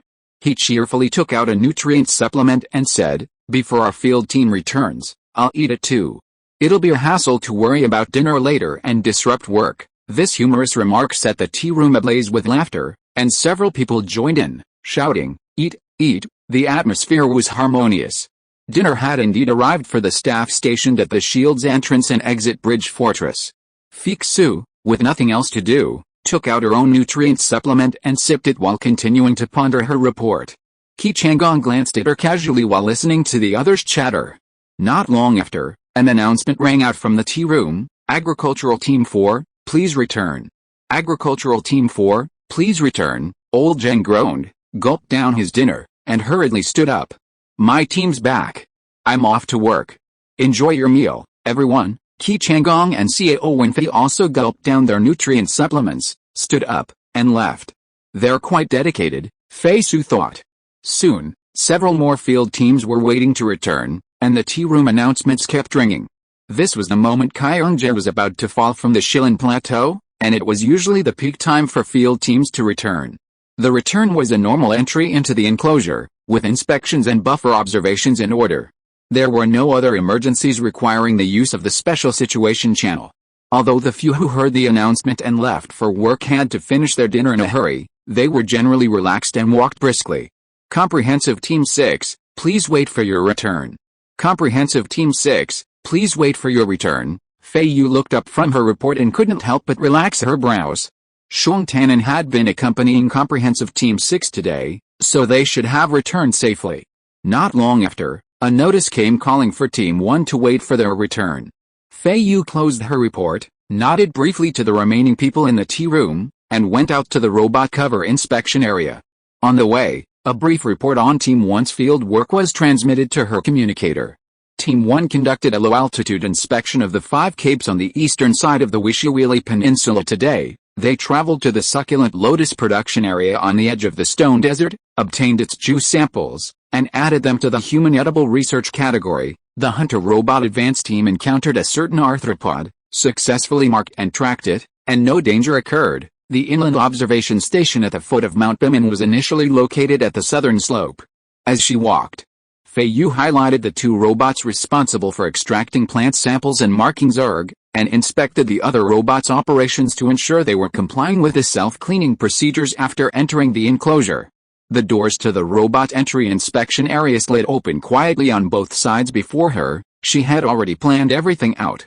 Entrant to Area R, Ms. Yan Fixu, Director of Robot Management and Security Coordinator of the Non-Human Lifeform Research Department, in the rotating monitoring office of Tunkiao Fortress. Qi Changgong glanced at the push screen of Area R, turned back and continued talking to Xiao Wenfei. Fatty Gu said that a bar will open next to the market and will be open at the end of this month. Is it true? Who knows? Fatty Gu has a lot of gossip. Xiao Wenfei scolded with a smile. I don't know where he has the time to sort out these things. However, what he says is generally true. It seems that we have a place to entertain ourselves during holidays. He looked at the surveillance screen. There was another team waiting outside the cover. At the entrance inside the cover, humans and machines were being separated in an orderly manner. After the initial inspection, the field staff lined up to enter the buffer observation room. Everything was in order. Although all the people who landed in Luoyang after the collective training in Kaolichi, whether they were recruited from ordinary families or guards transferred from various garrisons of the Alliance, were all uniformly organized as members of the Luoyang Legion, but just as many people were accustomed to distinguishing between names, Xiao Wenfei was no exception. He looked at the surveillance.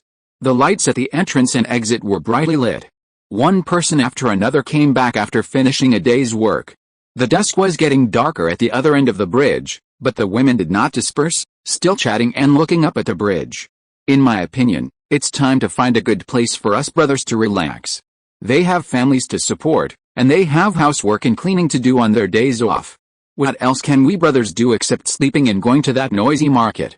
A whole bar is great, you wish. Do you think there are no management rules? Qi Changgong said to Xiao Wenfei, his eyes sweeping across the buffer observation room, across the rows of seats and names, and accidentally saw the 3 words Xiong Tannen. He paused, looked at the man lying with his eyes closed, and continued to sweep to other scenes. If you're listening to this novel on a channel other than Fanfic World, it means they downloaded and uploaded it without effort. We cordially invite you to visit our channel, Mundo Fanfic Novelis. There you'll find the original version of this story and you can explore many other novels of various genres. We're waiting for you to immerse yourself in a world of incredible novels. Chapter 237, Area Closure. Feiyu came out of the robot entry inspection area after finishing her work. Outside the sliding door, Xiong Tannen was standing in military uniform. He smiled when she made eye contact. She looked him up and down. Except that he was not as refreshed as when he went out in the morning and looked a little tired, everything else was stable. Okay, Xiong Tannen asked. Yes. How did you know I was here? I saw that your non-human team was still buffering, and I guess that you should be here to take care of the robots. Have you finished buffering? Is everything going well today? Feiyu saw Shuang Tanan nod with a smile, and asked, "Are you hungry? Do you want to go back and eat here before going home? I brought you a dinner as well, eat here." "Do you still have to wait for Captain K and the others?" "Yes," Feiyu replied, and the two went to the tea room. "Do you know Chief K from our department?" Shuang Tanan hummed, tilting his head to look at Feiyu. She was always like this, her eyes clear and calm. When discussing interpersonal relationships, she would exude a naive comprehension, as if getting to know more people was a task that required careful planning and execution. She was always curious about his spontaneous encounters with others. "I've known them for a long time," he smiled. "Not only Chief K from your department, but also researcher Xiang and the others. I've heard you mention their names before.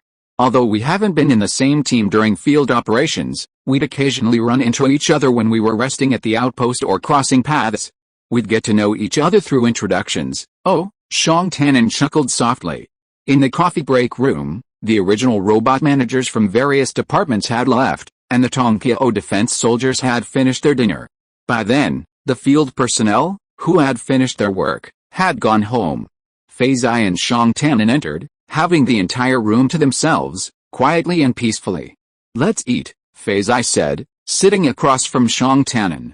At the Tongqiao entrance, the family gathering grew increasingly lively. The darkness of night blanketed the landscape, and the searchlights only illuminated the main road before the checkpoint under the bridge. However, this didn't prevent the women from accurately spotting the person they were waiting for among the returning field workers walking across the bridge. A pleasant greeting would emanate, "You're back." Then, the pairs would pair up at the checkpoint, turning back to the still large group of women, saying a cheery goodbye. The women would instantly respond with a flurry of different goodbyes. This scene played out daily after the change of guard at dusk, a lively and bustling scene that continued until the last field team had finished their buffer and exited the bridge. This joyful scene never tired of, and never ceased. Many brothers have come to complain to me, saying they don't want to be on duty at the bridge entrance at dusk. Xiao Wenfei took a break from his busy schedule to glance at the surveillance footage at the bridge entrance. He was accustomed to this night market-like scene. He just glanced at the tense faces of the two subordinates guarding the Tongqiao checkpoint, smiled, and then looked outside the shield. "How many field teams are left today?" "They're almost done, right, 3. One is already on its way back. And the other 2 teams prescribed field operations end not too late. If all goes well, we will close the shield after 10 o'clock, and we can take turns taking a nap in the second half of the night." If the Shillinggaodi is said to have built a city with a protective shield, the Tongqiao fortress is the fortress stuck at the city gate. The guard army has 20 officers with purple stamen sleeves, and each 2 are on duty in a shift, and each shift leads a team of soldiers to guard the gate of the protective shield. Qi Changgong was busy with his peak period and continued what Cao Huang'an said, "I heard a statement that is the opposite of yours. Some people are unwilling, while others are very willing. It is said that some people feel that listening to these noises while on duty can help them concentrate better, and they are still asking if they can change shifts privately." Xiao Wenfei chuckled twice, but Qi Changgong said with a serious face, "Whether people are willing or not, it is affected anyway, these family members." Xiao Wenfei also agreed with this point of view, shook his head, glanced at one place, and smiled. "This sister-in-law is still the best. She can handle official business and personal business at the same time, so she doesn't have to wait in the cold wind." Qi Changgong looked and saw that Feiyu and Shuang Tanan, fellow villagers of Mamen, were sitting opposite each other in the tea room. Shuang Tanan was eating and Feiyu was watching. The picture was silent. Although no one stopped him from speaking, Qi Changgong generally couldn't comment on this pair of fellow villagers. After a while, he hummed through his nose, turned his gaze to Tongqiao, and frowned. "This is interfering with our normal official duties. We'd better rectify it." In the tea room, Feiyu listened to Shuang Tanan describe the scenery of the day's trip to the Ali Ice Sea north of the Xiling Highlands. It was all blue ice, and the lagoon inside was emerald green. "We walked on the ice and didn't feel too cold, probably because it wasn't too long. The robot dived, and its operating parameters were fine. It was very calm inside, except for the sea, which was still just seawater. We've already dropped an observation ball underwater." Feiyu listened attentively with eyes wide open, occasionally interjecting, "We've also dropped an observation ball in the waters off the Ajari Peninsula, and the land observation station has been selected." "Really?" "Yes, I might have to go there to help deploy defenses in a while. Will you stay in the house there? Shang Tanan asked immediately. Now, he'd heard, some field personnel were already staying overnight in the temporary housing outside the enclosure. We don't know yet, the housing isn't even built yet. It's too early. As they were discussing this, a flurry of footsteps suddenly echoed in the corridor outside the tea room. They paused, their eyes meeting. With their experience and keen hearing, they both recognized a distinct scraping sound of robots' boots, the rapid rubbing of the ground.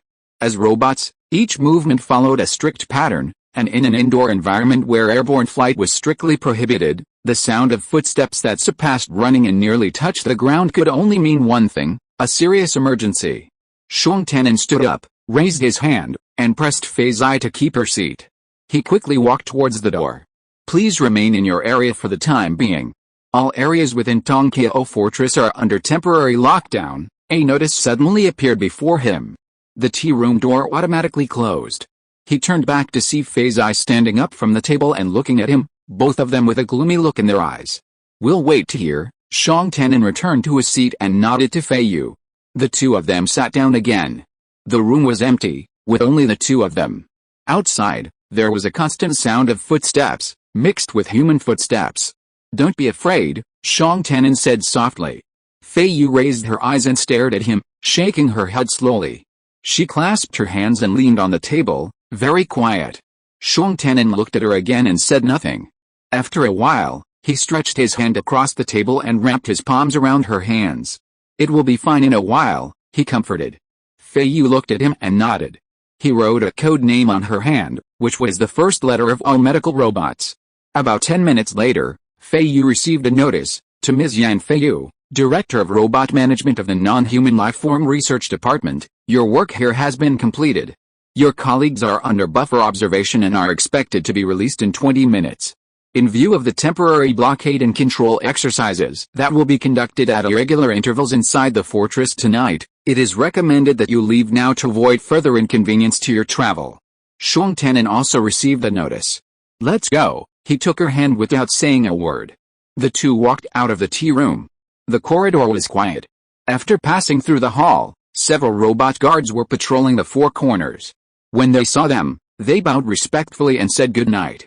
Everything was the same as usual. Shang Tanan took Feiyu's hand and walked straight to the bridge.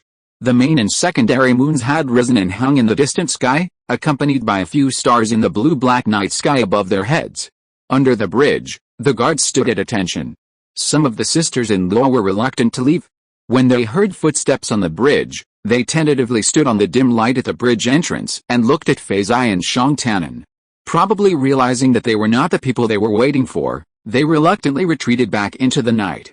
Feiyu passed the guards and stood in the light circle. Shang Tanan didn't understand why, but he always cooperated with her, so he stopped for a moment. Feiyu looked at the family members waiting in the dark, and when she didn't hear Feng Huer's call, she continued walking. Chapter 238 Night Defense. Xiao Wenfei looked up from the surveillance screen. The office door slid open, and Qi Changgong, his face grim and stripping off his combat isolation suit, hurried in. How is it going? Xiao Wenfei asked immediately. The relaxed, chatty demeanor of half an hour ago was gone, his playful eyes were solemn. As Xiao's been arranged, what did Xiao say? What can you say now? Qi Changgong frowned, sat down, and asked, what's the situation here? There are no other teams waiting to return, so the entrances and exits are fine. One team in the buffer zone is nearing the end of their shift, so they've been delayed for half an hour, but that's not a problem. The staff in the robotic inspection area have been inside. They haven't noticed anything yet, but they will eventually. Xiao Wenfei paused, pointing to the surveillance footage. Your fellow Maman couple have noticed something. In the footage, a man and a woman were reflected in the aperture at the bridge entrance. They gazed at the pile of families gathered on the side of the bridge. After a while, they walked hand in hand, heading for the parking lot. Xiao Wenfei sighed. There are people who understand the rules and aren't making a fuss. Qi Changgong snorted. Shang Tanan turned back, looking up at the floating screen displaying field statistics. Yan Feiyu also turned back, looking up. The two exchanged glances on the dimly lit road, then silently walked forward hand in hand. They're stuck in the coffee shop. It was a sudden incident, and the woman looked frightened. We're all smart people, So we probably figured something out. CAO Feiyu rubbed his face vigorously. Luckily, it was Deputy Director Shang and his wife. The people from the Mechanical Management Department are already stationed here, so they'll know sooner or later. They're like close friends. Deputy Director Shang has also been trained in special information confidentiality, so they're fine. The problem is what to do with those sisters-in-law. The car drove for a while, crossing the wilderness, and saw the lights of the community. On the ground, the scattered lights of the four communities of Qinggong, Huaiyan, Kaiyan, and Fenggayan were neatly arranged in large arcs, like the petals of a lucky four-leaf flower. The newly opened community canal glowed in the moonlight, illuminating this vast flower of light on the vast plateau with flowing light. Each tiny speck of light shone from the windows of every household. The lights were so dense, yet occasionally a few remained dim, likely the work of someone who hadn't returned home yet. I met Mrs. Yin in Tongkao today. She said Mr. Yin was also on field work, but by the time we left, they should have returned, Feiyu said. I saw Dechen this morning, too. Shang Tanan tilted his head, a smile on his face. It's good he's back. Which team do you think he's from? Shang Tanan shook his head. I can't say. He glanced at Feiyu and said slowly, don't overthink it. It might just be a minor incident. Feiyu certainly hoped so. However, as she recalled the names of those marked as missing on the floating screen, and the eagerly waiting sisters-in-law, she couldn't help but think of Chu Mianmian, who had been reluctant to see anyone for so long. A 20-man integrated team, 10 of whom were guards, and 10 experts and engineers from the Ministry of Science and the Ministry of Mining, had been scheduled for a day of field work. However, before curfew, the families who were preparing to pick up their loved ones were informed of the delay and advised to return home. For the 10 field personnel from these two units, there were 10 family members working for 10 different departments. By noon the next day, those who had made it out hadn't even had time for lunch and were waiting again at the foot of the bridge, desperately trying to find out what was going on. Those who couldn't make it out used video chats to get information, even calling the emergency department at headquarters. Such incidents spread across the Shillong Highlands with incredible speed. By dusk, the families of all the field personnel from that day, not all of them women, but also several senior members of the recruitment team, had spontaneously rushed to the foot of the bridge. As they waited, people gathered to learn about the events of the previous day. Those with more detailed information noticed that none of the 10 family members had arrived that evening.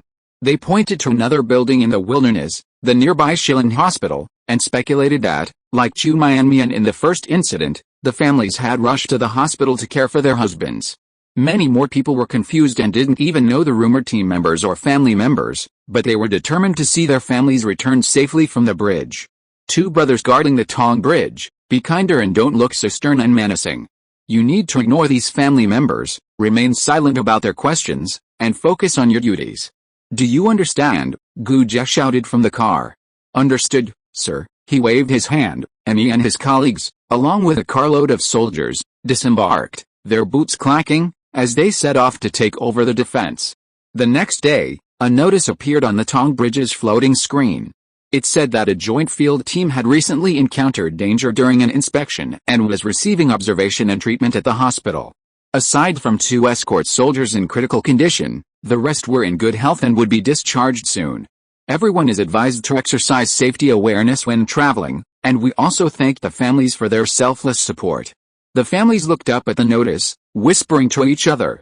A moment later, the floating screen scrolled the names of the field personnel that day.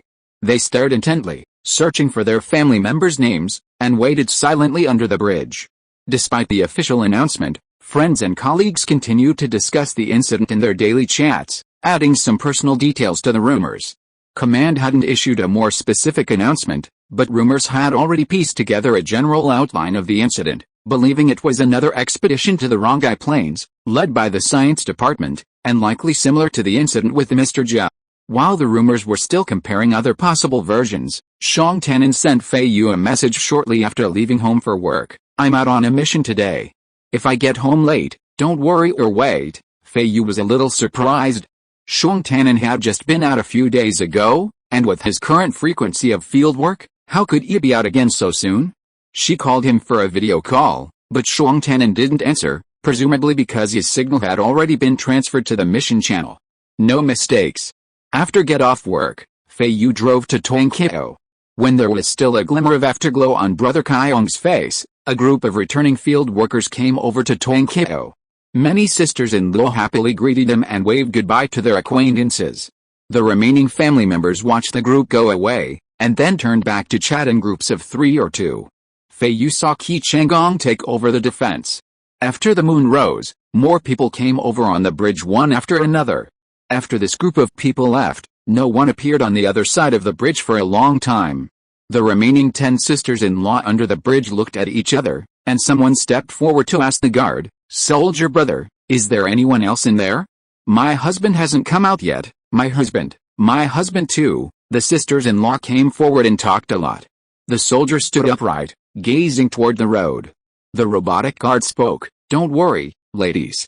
Please read the text on the large screen and be aware of the new regulations here." A floating screen displayed a scrolling list of names, and beneath it, a few lines of glittering text, effective immediately. Tongkio Fortress will implement nighttime fortification operations from 8 p.m. to 8 a.m.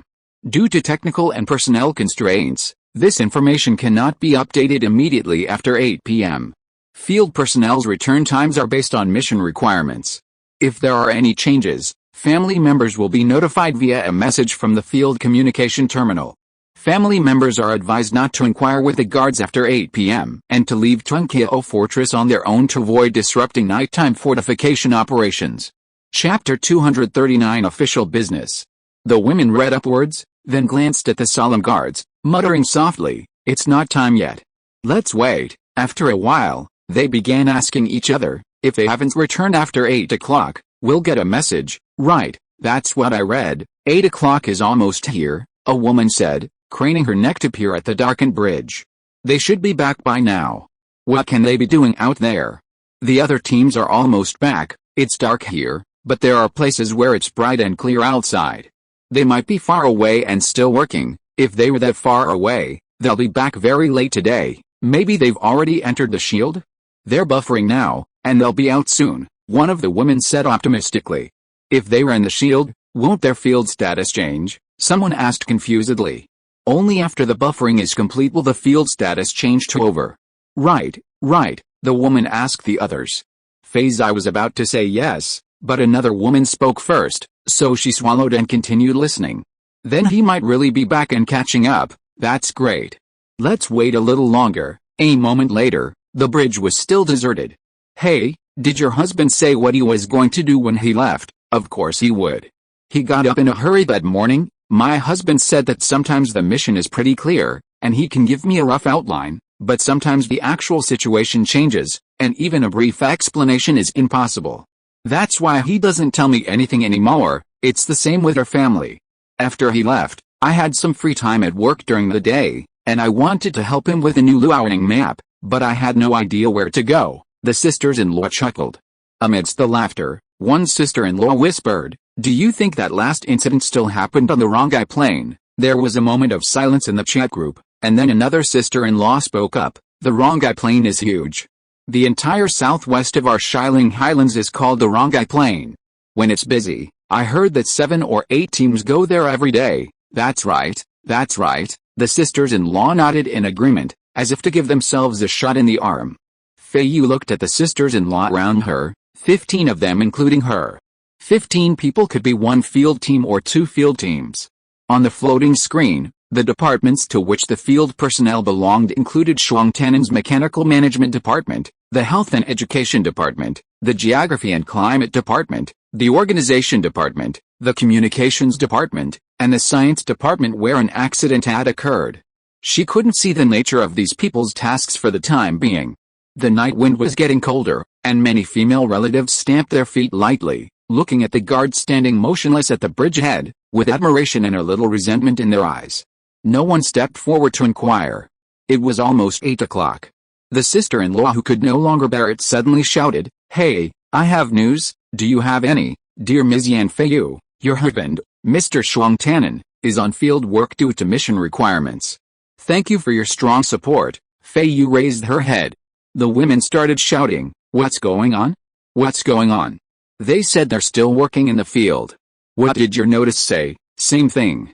So, are they coming back today? The person speaking looked at everyone blankly, bit his lip, and started to gather around the guards again. The guards, as always, stared off into the distance, not responding to the chattering women. The robot guards gently reminded them, "Ladies, please go back and wait. Nighttime security operations are about to begin." The human guards remained silent, and when the robot guards did, they simply issued these reminders. After the women's repeated questions, they all replied, "For specific follow-up information on the field personnel, please refer to the notice on the field communication terminal." "That notice is as good as nothing," the women shouted. "The field communication terminal? Let me check," someone suddenly asked. Everyone fell silent, waiting to hear what the official agency had to say. "It's useless, or is it just field work?" Nothing else is discussed. A group of women at the bridgehead exchanged glances, then turned back to see the checkpoint guards and auxiliary guards standing still. "What should we do then, ladies? Please stop lingering here and disrupting the nighttime fortification operations. Ladies, if you linger any longer, you'll run into curfew on your way back," the auxiliary guard urged. Nowadays, the management systems within the Highlands are becoming increasingly refined, with the curfew now having been expanded to include more clauses and stricter penalties. Finally, the women had no choice but to retreat to the parking lot. Unable to come up with a plan, they exchanged contact numbers and agreed to exchange information early the next morning. Feiyu sat in her car, watching as one car after another circled and slowly took off. The night sky returned to its tranquility, the moon hanging high in the sky. She got out of the car and walked onto the main road without hesitation. The guard at the bridge entrance frowned, narrowing his eyes as he watched her figure walk straight down the road. "Mom," the auxiliary guard suddenly said as Feiyu reached the outer edge of the searchlight's aperture. "Is there something wrong?" "Family members can't stay here right now, I have official business," Feiyu said calmly, stepping into the aperture and standing in front of the auxiliary guard to verify the information. "Director of Robot Management, Non-Human Lifeform Research Department, official business statement, second inspection of robots to be stationed at the proposed observation station on the Oji-Ori Peninsula." The auxiliary guard saluted. "Director Yen," the guard finally spoke. "Excuse me, but your official business didn't note the duration and urgency of the work. Would you like an estimate of the completion time?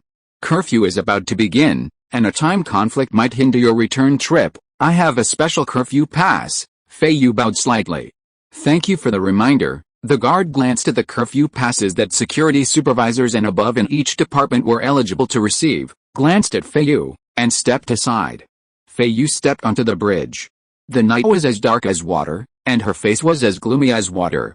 Entering the hall, she was greeted by a quiet atmosphere.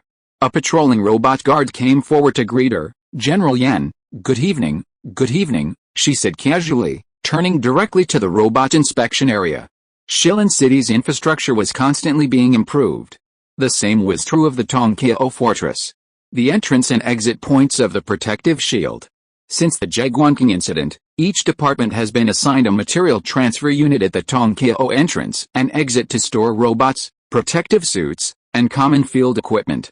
This allows items brought into the shield to be properly inspected and then left for a longer period of time, reducing the risk of contamination. Furthermore, the storage of common supplies in this material transfer unit allows field personnel or support forces to replace them in the event of an emergency, or to more easily transport them out. 2 days ago, Feiyu, in accordance with a garrison plan for the Oji-Ori Peninsula Observation Station, had pre-stored a batch of robots to be deployed in the transfer unit. After she entered the Tongkeo Hall, these robots were moved to the inspection area and awaited orders. Feiyu looked at the robot formation and pressed a button in the inspection area to request support. Then she walked out. Chapter 240. I've long heard of your name. Chief Yen, do you have any questions? The projection screen lit up, and the Tongkeo Fortress's coordinating affairs assistant robot asked seriously. I need to see the officer on duty. Feiyu walked towards the control area. Direction was not a problem for her, although every time she went to Tongkeo Fortress on official business, she usually only went to the tea room outside the control area. Chief Yen, please explain the problem you are facing. The officer on duty will decide whether to meet with you or provide you with support in other appropriate ways based on your situation. I need to meet and discuss. Feiyu walked straight past a tea room and went deeper into the corridor. Please make an appointment for me and send my greetings. I have long heard of your great name, Your grandfather. The robot blinked its bionic eyes and replied in a flat tone, okay. Chief Yan, please stop where you are and await the opinion of the officer on duty. Feiyu actually stopped and stood upright in the corridor.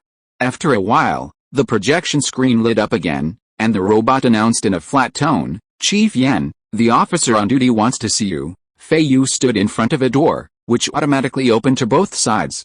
Qi Changgong was sitting behind a large table. The two of them exchanged glances from inside and outside the door. Where's Shuang Tannen? She strode in. Qi Changgong pretended not to hear her and said solemnly, Chief Yan, what's the problem with the robot in your department? Feiyu walked straight towards him. Qi Changgong's face changed and his brows immediately frowned. She ignored him and walked straight around the table. Such closeness forced Qi Changgong to raise his chin to look into her eyes. Chief Yan, keep a proper distance. His face was full of anger, and his body was firmly fixed on the chair. Where's Shuang Tannen? Feiyu's face was tense, and he looked down at the person sitting in the seat, and his voice was squeezed out from between his teeth. Qi Changgong shoved his chair hard, moving it and himself back several centimeters. His facial muscles tensed as he spoke coldly, General Yan, if you have official business, go and do it. If not, please return. Where's Shuang Tannen? Feiyu asked for the third time. What mission did you assign him, and where is he? General Yan, the Shilin Command Center assigns missions and has no obligation to explain to those not carrying out the mission. Also, I believe you've received notifications from your family. If you still have questions, find an organization or person who can explain it to you. This is Tunqiao Fortress, not some lost and found office. You gave him his mission. You sit in the roundhouse and decide who goes out, where they go, and when they return. If you try to fool me with the machine tone of the field communication terminal again, or mention the lost and found office again, I'll strangle you to death. Feiyu's eyes were determined, without a trace of joking. Qi Changgong met her gaze, motionless. Or, I'll let everyone know how the duty chief of defense treats an anxious family member and how he teases field personnel who haven't returned home. Do you want to? Qi Changgong was stunned and furious. Years had passed, and the woman who sat across the negotiation table and loudly contacted the world of gossip was just as hateful as this woman, now a married woman. Whatever you want, get out. He poked at the door. Qi Changgong, Feiyu stared at him intently and said slowly, I'll see your grandfather off to the end. Qi Changgong turned around in surprise and looked at Feiyu. She was staring at him too. She was 13 that year, and he was 16. She was petite and lonely, not like a child or a girl. He wanted to break into his grandfather's bedroom, and the relatives all wanted him to wait for her to come and go in together. She came, and they said goodbye side by side at his grandfather's bedside. She stammered a word, hello, Grandpa. His grandfather couldn't say a word, and forced out a few words, good boy, Su. According to her funeral status, she followed him all day. He held back his tears, and she looked around for her father. After he calmed down for a moment, she held out her hand, suggesting he hold it. What else was there? According to the old custom in Maman, a couple who had seen off an elderly family member at his deathbed were not allowed to separate easily. But they were not truly married, and he was no longer a Maman person. Where is Shuang Tannen? Was he taken away by Chen Yuanzhao? Qi Changgong was stunned again and looked at Feiyu. General Yan, I advise you not to make unnecessary suspicions, and don't mention the names of other senior officers of the Guard Army casually. Chen Yuanzhao, the highest military medical officer of the Guard Army and the chief physician of Shilin Hospital. Can't I mention him? Feiyu's voice was like frozen ice. I knew him at the funeral. He apologized to Mr. Ji's widow, Chu Mian. General Yan, it's meaningless for you to tell me whether you know anyone or not. That's your business, Qi Changgong said impatiently. You pressed the request support button when you were working overtime on official business just now. What problem did you encounter? He tapped the desktop. I'm here to communicate with you only about official matters, but you knew from the beginning that I didn't come here to discuss official matters with you. Feiyu interrupted with a cold tone. You can't stop him, or maybe you can, but you dare not stop him forcefully. Maybe you want to save face. But I don't want that. I don't want face. Now tell me, how is Shuang Tannen? His team, his mission. You don't have to say anything. I just want you to tell me about him. How is he? Qi Changgong's eyes wandered over Feiyu's face, and after a while he said, he is still on the field, and now, he should be getting ready to go to bed. Feiyu pursed her lips, carefully judging the expression on Qi Changgong's face, and asked, "Staying out overnight? Where? Why? Don't go too far," Qi Changgong said coldly. "You want to know the situation of your family members. Now that you know, you can go out. Is he safe? Is it unsafe to sleep?" Qi Changgong snorted. "If it's not safe, I'll find you." Feiyu glanced at him, then turned toward the door with a cold expression. "General Yan," she paused and turned back. Qi Changgong sat upright behind the table and spoke coldly, "This is Luo Wang. You're here as members of the Luo Wang Construction Corps, committed to building a great cause. I'll do you a favor this time, but it won't happen again. Stop talking about other people's grandfathers all the time. You're acting like a scoundrel, and I won't fall for it. Also, I'm warning you, distinguish between the greater good and the lesser pleasures, and don't let official business get mixed up with your family affairs. Go now." "Well said." Feiyu raised the corner of her mouth and walked back to the table. Qi Changgong raised his brows. "What else do you want to do? Could it be that I've been dormant for too long, making people mistakenly think I'm gentle?" Feiyu looked at him straight in the eyes, her voice faint. Qi Changgong's eyes flickered across her face, and then the corner of his mouth twitched, as if he was too lazy to argue with her. Why was Shuang Tianan the first to land? And now he's inexplicably staying out at night. Feiyu stared down at Qi Changgong. "What do you mean?" Qi Changgong raised an eyebrow. "Do you think me?" He couldn't help but sneer. "It seems that you feel that the normal tasks assigned to you are a disadvantage. Then you can apply for a transfer and focus on giving birth and looking after the nursery in the future." Feiyu's expression remained unchanged. She said in a calm voice, "You are the only one who speaks in such a sarcastic way. We are building a great cause." Qi Changgong choked on his breath. "If one day, you sacrifice yourself for a great cause, we will accept it." Feiyu's voice was calm. "But, if a villain reaches out, you can't." She looked at him without any emotion. "I completely agree with you.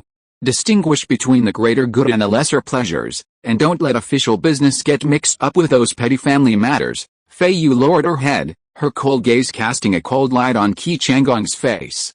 "I also have a piece of good advice for an old friend." She lowered her voice, enunciating each word. "Qi Changgong, remember this.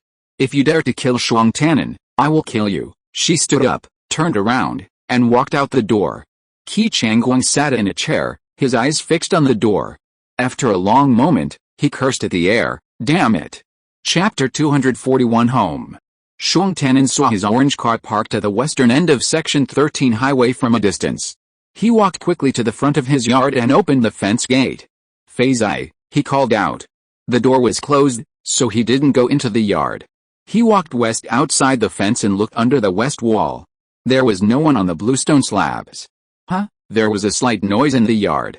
He turned around and saw that the door of his dome house was opened and a community housekeeping robot came out. It turned its bionic eyes at him and smiled. "Sir, you are back." Before Shuang Tianan could respond, the door of Dag's house next door also opened. "Brother Shuang, sister-in-law Shuang is at our house," Dag came out and said. Shuang Tianan looked over and saw that it was Dag's sister-in-law and Feiyu who followed Dag, so he smiled and walked around to the fence next door. "I just saw a figure. It must be Brother Shuang coming back. And just a moment ago, I heard him calling Sister Shuang." Dag turned back to his wife and said happily. Feiyu glanced at Shuang Tianan and said to the neighbors, "Thank you. I'll be back now." "What's wrong?" Shuang Tianan asked hurriedly. "Is there something we can't do for you?" No, the head of the household department is here for a routine visit." "Oh, Sister Shuang, you've been working so hard, so that's it." Shuang Tianan smiled and waited for Feiyu to come out outside Dag's yard. "Are you going to any other house?" "Everything is ready, Brother Shuang. You've been busy with work recently." Dag stood in the yard and greeted warmly across the fence. "I don't seem to have seen you in the morning and evening these past 2 days. You got off work early today." "Not bad. I've been a little busy lately and haven't been able to take care of my family.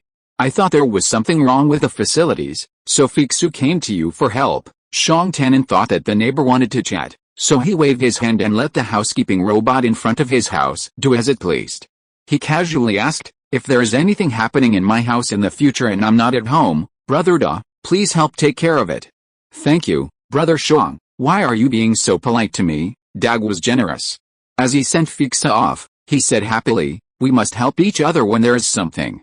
Distant relatives are not as good as close neighbors. We don't even have distant relatives here, only close neighbors. That's right. Xiong Tannen smiled and watched Feiyu walk out of the fence gate of Dag's house. Hey, brother Xiong, since you mentioned amenities, there have been a few repair reports for the affordable housing lately. Not just in our section, but in other sections, in several communities. The Dags stood in the yard, chatting with the Xiong family across the fence, exchanging news. Alice, after living here for a while, it seems all sorts of little issues with the house are starting to surface. After all, it's not one of those formal houses back home, and it's just too small. Sister Xiong just asked us to share our community living experience, and I've reported the small size of our house.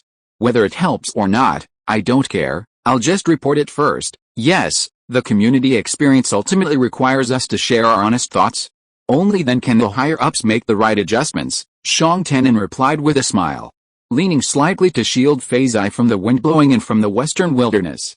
The winter was chilly, and Brother Qiyong had long since sunk below the plateau. After a while, gray-green clouds darkened the sky even further. The two families exchanged a few more words before saying goodbye. The Dags returned to their room, and Xiong Tannen and Feiyu entered their yard. A housekeeping robot busily opened the door for them. Sir, madam, you're back. Yes, Feiyu greeted the robot with no politeness, immediately prompting, is the cleaning done? Yes, go home. The robot had no other appointments during that time, so it politely asked, Madam, I'm still available. Do you need me to do anything else? Your yard isn't included in your area of responsibility today. Usually, when people called it for housekeeping, they cleaned both the house and the yard. No thanks. The robot bowed deeply, exited the yard, and headed back to the community storage. Xiong Tannen glanced back at it, curious. You called it today. Robots were usually reserved for weekend cleaning. Yes, Feiyu pushed open the door and peeked inside. The room was filled with a faint scent of flowers. Without proper discipline, the robot would always follow the community's standard housekeeping procedures, adding unnecessary flavor. She frowned and asked as she walked into the house, Did you have a good time outside last night? Not bad. Feiyu turned her head to look at him and stepped into the house. Have you had dinner? Not yet. Come home for dinner, have you? Me neither, of course not. This afternoon, Feiyu looked at the door of the non-human department and received a reply to a work letter from the mechanical management department to the non-human department, signed by Xiong Tannen, and knew that he had returned. It was inhumane to work overtime right after completing field work, and he would definitely leave work on time. Generally, there were no abnormalities, and the two of them would eat together at home after get-off work. Feiyu had long solidified these routines of cohabitation into rules, and dinner must wait. So, she returned home and took advantage of the daybreak to take the opportunity to gather the household visit work that the section chief had to do once a month, and did it all efficiently. The timing was just right. Xiong Tannen followed Feiyu into the house, put down his work bag, and without saying anything, went straight to the storage to get 2 servings of nutrition supplements. When he turned around, Feiyu had already pushed out the small table by the window. The two of them no longer said empty words like you sit, I sit. They each went to their own side, sat down at the table by the window, lit the lamp, and ate dinner. In the past, the two of them did not talk while eating, but they did not know when this rule changed. The moons were not ready to rise yet, and the window reflected the big cloth not hanging on the bed, as well as the profiles of Xiong Tannen and Feiyu. Did the home visit go well? Xiong Tannen asked first. He always knew that Feiyu was most impatient with the job of household section chief. Every time to submit a report, he had to report to people's homes. Today, he was not accompanying her, and he was afraid that it would be more rigid than a robot asking people to do a test paper. It went smoothly, Feiyu replied casually, glancing at his face, as if she had swallowed some words. I'll do the report later, Xiong Tannen chuckled, and submit this month's today. Aren't you tired? Not really. I slept at the observation station in the alley I see yesterday, and haven't really done anything today. I've been resting since I came back. Well, okay then. Feiyu figured that since Xiong Tannen said it was okay, she might as well give him the community home visit materials and let him write the damn report anyway, lest his writing style be inconsistent over the past few months. She was more concerned about his field work. Is the alley I see colder than here? Not at the observation station. But it's extremely cold outside. The original lagoon is completely frozen, Shang Tanin explained to Feiyu, and she listened intently. Before they knew it, they had both finished their nutritional supplements. I wasn't here yesterday. Is everything okay at home? No, Feiyu said crisply. From now on, you might need to stay overnight more often while on duty. If I'm not home, be careful on your own and ask the neighbors for help if you need help. Feiyu raised an eyebrow. Are you going to need to stay overnight more often, or are we all going to need to? Shang Tanin was startled for a moment, then smiled and replied, I sense this is a trend. Yes, it's a trend, Feiyu sighed softly. They had to go out eventually. Are you feeling well? She asked. No. But last night, several of us were crammed into an observation room, and we couldn't sleep for a while, Shang Tanin said casually. Feiyu immediately said, you sleep on the bed tonight. That's not what I meant, that's what I meant. Actually, we should have switched rooms a long time ago. The cleaning is done. Shang Tanin suddenly realized that Feiyu had called in the robots with this very intention. He was helpless. Feiyu was a strong-willed person. She insisted on fairness in everything, and she always had a way to achieve her desired fairness. This made him, a grown man, very confused about what to do. I'm actually fine, he whispered. Chapter 242 Ajari Peninsula. The non-human ministry's plan for the Wishiwai Peninsula has been launched. The observatory has been completed and is being led by Chief Biologist Qi Changgong to test its operational performance, with Feiyu accompanying them. Feiyu and her colleagues got off the company bus and were blown by the cold air in the Tongqiao parking lot. She suddenly remembered something. On the way, she and her colleagues were so busy discussing official business that she forgot to send a message to Shang Tanin.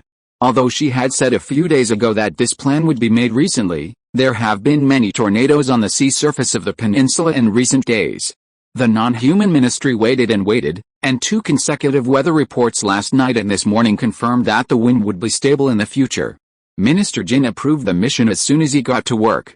Every time Shang Tanin went on an outbound mission, he would tell her that he was ready to leave before leaving, and he would find a way to let her know when he came back. Feiyu also learned this and would inform him of what he was doing.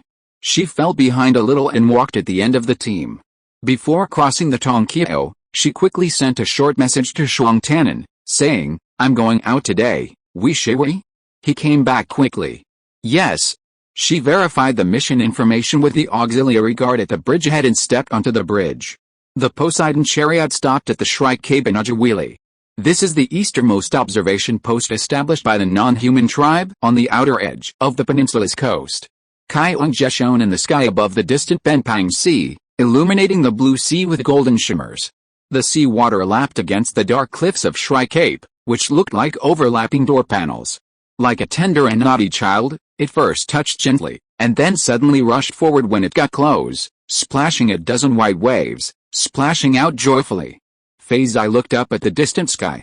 What a clear sea and sky this is in Luoyang. The Benpang Sea flows north, passes the latitude of the Shilin Highlands, and then surges along the Jeshi Basin on the seabed and cuts into the Alii Sea, where Shang Tanin had been on a field mission. Feiyu looked to the north and saw only the boundless sea. She sketched her mental map, comparing it to the location of the Jeshi Basin. Naturally, she couldn't see it, and she had no way of imagining what it looked like down there. She sighed and averted her gaze. The world is truly vast, Feiyu thought. A moist sea breeze caressed her face, bringing a completely unfamiliar freshness and warmth. It was a stark contrast to the chill wind she'd experienced within the protective shield of the Shilin Plateau, causing every pore on her face to naturally relax. Current fieldwork regulations no longer require head coverings during fieldwork. Everyone in their team wore their true Qionji's radiant beauty. Judging by the seasons, Ojiori was in the middle of summer and early autumn. Standing atop the high black cliffs of Shrike, feeling the sea breeze, it was a delightful experience. The 6 members of the Inhuman tribe led by Qi Changgong, along with the 6 accompanying guards, as well as the auxiliary guards, research personnel, and hunter robots, were scattered around the Black Cliff Observation Station, each beginning their duties according to their assigned duties. They were a perfectly standard fieldwork team. The standard ratio of 1 expert, 1 guard, 1 auxiliary guard, and several other operational robots was adopted. Field operations lasted 1 day. Feiyu's mission today was to test the performance of the assigned station robots, It wasn't a tiring one. At noon, all the robot's functional indicators passed in the Black Shrike Cliff environment. Feiyu directed a researcher robot and a hunter robot down the cliff. The sea had receded several thousand meters, revealing a vast tidal flat below the cliff. A wealth of washed-up debris was brought up, green and brown sea plant leaves, and some small shrimp. Under Brother Kyong's light, the entire exposed intertidal zone shimmered. "Captain, we've reached the beach," the researcher reported. "We've begun analyzing the intertidal sediment, unlisted organisms are being included," the hunter said. Feiyu sat in the observation station, staring intently at the display screen. The sea had apparently left behind many of its strange creatures frolicking on the muddy mudflats. Aside from the tiny krill that crawled out of the mud, most of them were unidentified. Hunters busied themselves capturing images of them and sending them to the database. Perhaps the happiest and most fulfilled person was the project's lead scientist, Qi Changgong. "I'm going down too," he decided. "Chief, I'll go with you." Feiyu stood up. Guard Captain Peng Feng glanced at Feiyu, said nothing, then turned and shouted, "Okay, follow me down the cliff. Kwang-san, watch from here. In 5 hours and 40 minutes, the second tide will arrive below." "Chief K, Commander Yan, our operation time is limited. If we encounter any danger, we must immediately interrupt our operations," Peng Feng reminded them according to the guard team's rules. Seeing Qi Changgong and Feiyu not in agreement, he said to Su Jinkei, "We'll descend first." Su Jinkei agreed, passing Feiyu with a concerned smile. "Commander Yan, be careful when you come down later." "Okay." Feiyu and Qi Changgong stood at the top of the cliff, watching Peng Feng and Su Jinkei, flanked by guards, slowly descend to the bottom. Peng Feng was very responsible. Leaving Su Jinkei to guard the landing point, he walked about 10 or 20 meters ahead to feel the ground conditions before giving the signal to the cliff to land. The wind blew the strands of hair off Feiyu's cheeks. The half-circle of the guard's elbows, tucked around her waist, while the paddles on his feet supported her steadily. 100-foot-high cliff slid before her. On the beach, 1 or 2 birds flapped their glossy black wings and flew toward the sea in fear, dodging for a moment before circling where the water met the beach. Then, as if forgetting their purpose, they landed in the mud, hopping and pecking at food. As the only woman on the expedition, Chief Scientist Qi Changgong always forgot that Feiyu also served as the department's security coordinator. As soon as he landed, he expressed concern. "Chief Yan, it's a bit high. Are you feeling well?" "I'm fine." Su Jinkei had already come to meet her, also offering Feiyu a gentle support. "Chief Yan, Chief K, watch your step. The ground here is quite stagnant." Kyungji's radiance shone high overhead. The upper section of the tidal flat seemed to have evaporated of its moisture. The tiny shrimp, whose thin shells reflected the sunlight in the sand and grass roots, cleverly followed the moisture between the sand and grass roots, crawling towards the lower section of the swamp, closer to the waterline. The upper section was now devoid of glitter, leaving only a dry, gravelly beach. Feiyu checked the work of the researcher and hunters and let them go. She then dropped about 10 meters behind Qi Changgong, feeling the edge of the receding bay. Su Jinkei stayed by her side. Her boots sank into the mud, a cool, sticky sensation instantly enveloping her ankles. "Be careful," Su Jinkei said. "Okay." Feiyu looked ahead. Qi Changgong was bent over scouring the mud, seemingly studying something interesting. Peng Feng was talking to him beside him, observing his surroundings from time to time. "Captain Su, when we were in Kaolachi, did Captain Peng also guide our Chief K, just like you guided me?" Chapter 243, The Tidal Flats Beneath the Black Cliffs of the Shrike. "Old Peng? No, I haven't heard him mention it." Su Jinkei laughed cheerfully. "Why do you think so?" "Because you led me. I thought Captain Peng might have led Chief K. Haha, no." After talking for a while, Su Jinkei called Feiyu back to her old name. "Team leader, when we are doing field work, the guard pairing is all planned by the higher-ups. For example, I led you, and we happen to be on field work together. This kind of situation does happen, and it happens a lot. Everyone is happy to encounter it, but after all, it is not fixed. Have you been on field work a lot recently?" "Not much. The last time I went out with Chief K, I was also guarded by Captain Peng. I heard from old Peng. He's worked with your Chief K a few times. He likes your department, they're all well connected. But he still has to go on assignments to other inspection teams." Su Jinkei was chatting happily with Feiyu. I'm even less qualified. Back then, our 4 groups were all sisters-in-law, and they weren't as busy out in the field. If I were assigned to just guard you guys, I'd definitely be happy, but I'd be sitting around in Mulila Castle most of the time, and everyone would be jealous. Oh, I'm really glad to see you again today, team leader. How's everything going? Are you still in touch with the other sisters-in-law in our 4 groups?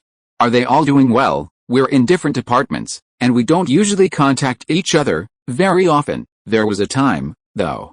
After Jaguanking's funeral, the cheerful and talkative Mrs. Jiang and Mrs. Chen from Group 4 recognized Shuang Tannen, one of the coffin bearers, and, assuming Shuang Tannen was close to the Jie family, they video-called Feiyu and inquired about the situation.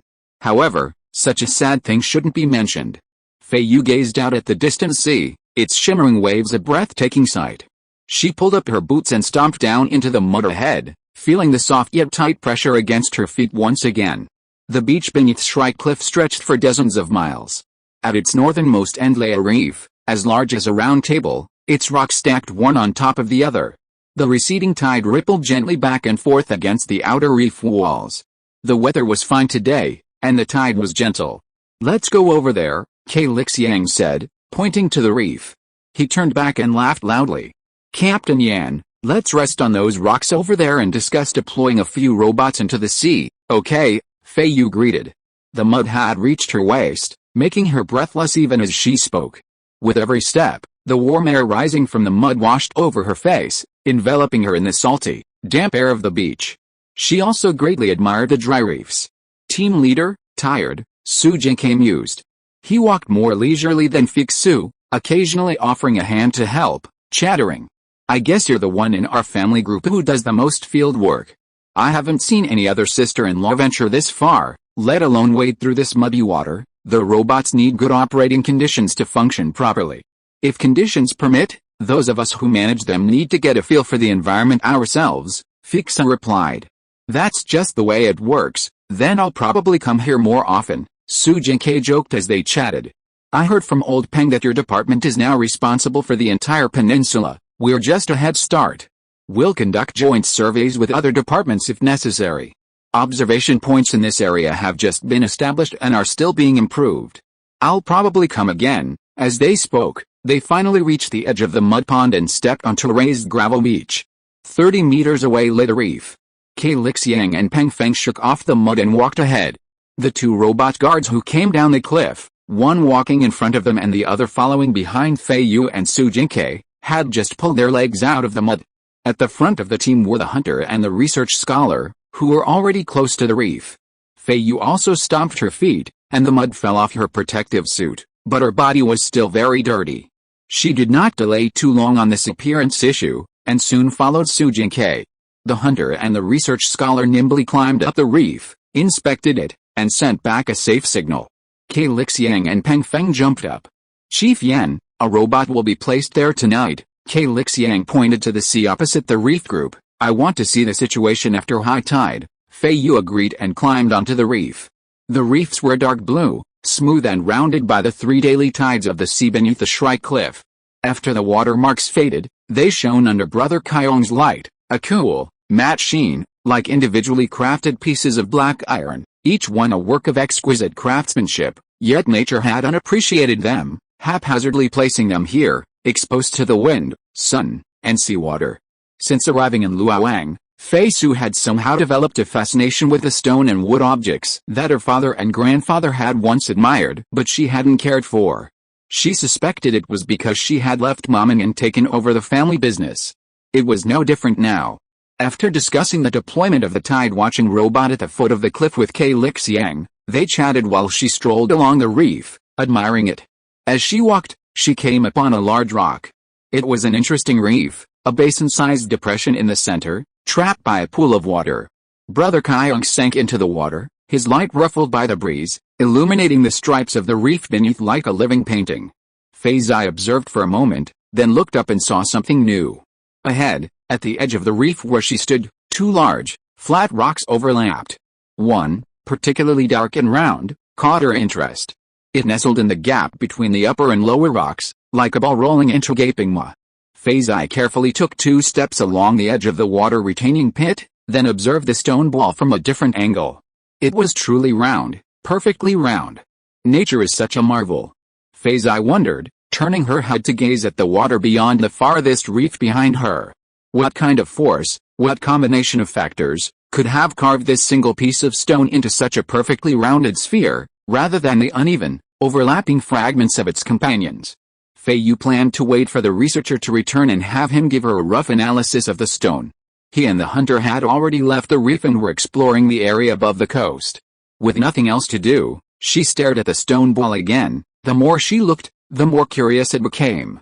The stone itself was surprisingly different in color from the surrounding stones.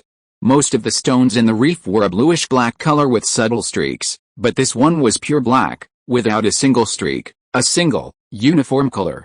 Even more curious, a small shrimp was stuck to one side of the stone ball. If you're listening to this novel on a channel other than Fanfic World, it means they downloaded and uploaded it without effort. We cordially invite you to visit our channel, Mundo Fanfic Novelis.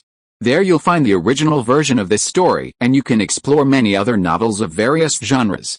We're waiting for you to immerse yourself in a world of incredible novels. Chapter 244 Observation and Imagination. Feiyu recognized the small-scale shrimp, one of the few clearly identified species on the Ujiri Peninsula. It's a specialty of the peninsula's east coast marshes, particularly abundant in Feiyu Bay, beneath the Shrike Cliff. It's preliminarily confirmed to be non-toxic and harmless. The Ministry of Non-Human Resources has transferred a research project on this species to the Ministry of Agriculture, and Joint Food Nutrition and Safety certification will soon begin. Qi Changgong's radiance shone not only in the water of the small pit at Feiyu's feet, but also happily moved onto the curved surface of the stone ball, nestled in the cracks.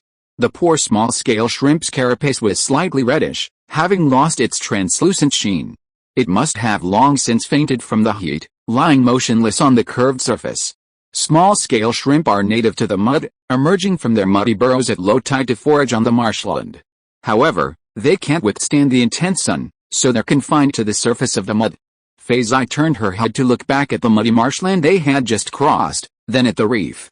She wondered, could it be that this little shrimp had miscalculated the tide, crawling out of its burrow while the water still covered the tidal flats, and then been forced to drift with the tide at low tide, being pushed onto the stone ball by the breaking waves? Or perhaps the shrimp, following its inherent rhythm, had punctually emerged from its burrow at low tide, but, being too adventurous, had accidentally strayed from its home and landed on the reef? Regardless, Feiyu was now intrigued not only by the stone ball but also by the shrimp that had remained entangled there. After all, it had been clinging to the curved protrusion of the stone ball's smooth side, seemingly near death, yet it remained firmly there. Could the shrimp suction be so strong?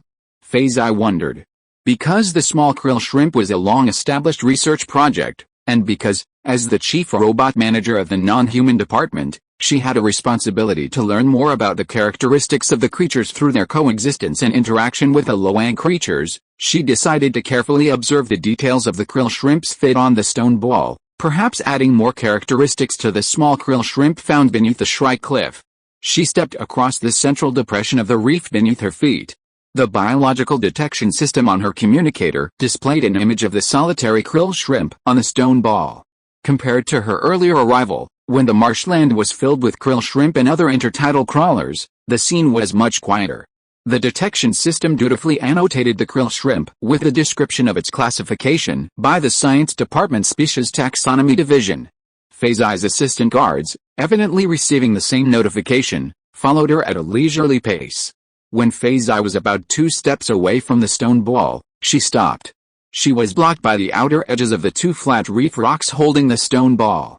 She half-crouched, lowered the unused protective helmet, and brought her eye level with the stone sphere, peering through the helmet's observation window. She was always a meticulous worker, so she always remembered to note in the updated 3rd edition of the Manual on Protective Gear for Fieldwork, the helmet doesn't need to be worn at all times. But it can be worn when in close proximity to the object being worked on, or when she feels it's necessary. Now, even at close range, she felt it was necessary. The helmet's observation window didn't alter Qi Changgong's light intensity. She could still see clearly. The shrimp's delicate, even fragile, legs were gripping the stone sphere. How did it do that? Did the shrimp secrete mucus? Did it have suction cups on its soles? Feiyu, puzzled, observed another detail. It should have had 4 long tentacles on its head, but only one was currently attached to the stone sphere. The other 3 seemed broken, their ends pressed directly against the stone sphere. If they hadn't been broken, it would have seemed as if the tentacles had penetrated the stone sphere. "Captain Yan, what did you find?" Qi Changgong shouted from the distance. Feiyu was about to respond when a thought struck her. Why, at such close range, had her geological and mineralogical systems not given her any special information about the stone ball? It was clearly unique within the reef. "Captain Yan," Su Jinke called out. Seeing Feiyu still hunched over, he tilted his head and smiled. "Old Peng, I'll go over too." He paused, catching sight of Feiyu extending her right arm and flicking her wrist toward them. But she didn't turn around, staring straight ahead. Feiyu retreated slowly, not even a word to her guards. She knew they always followed her. She also knew that on the Ojiori Peninsula, the guards shared the same knowledge of environmental information as she did, and whether they had any prompts or not, they were synchronized. It was impossible for the guards to be more sensitive than she was. "Let's go and take a look." Peng Feng and the others' expressions tightened, and they hurried towards Feiyu's location. Feiyu slowly backed away, her eyes fixed on the stone ball, finally focusing on the junction between the stone ball and the shrimp. Yes, now it wasn't the shrimp and the stone ball that joined, but the stone ball and the shrimp. The poor shrimp, now unable to move, lay clinging to the stone ball, but she had already thought about it the other way around.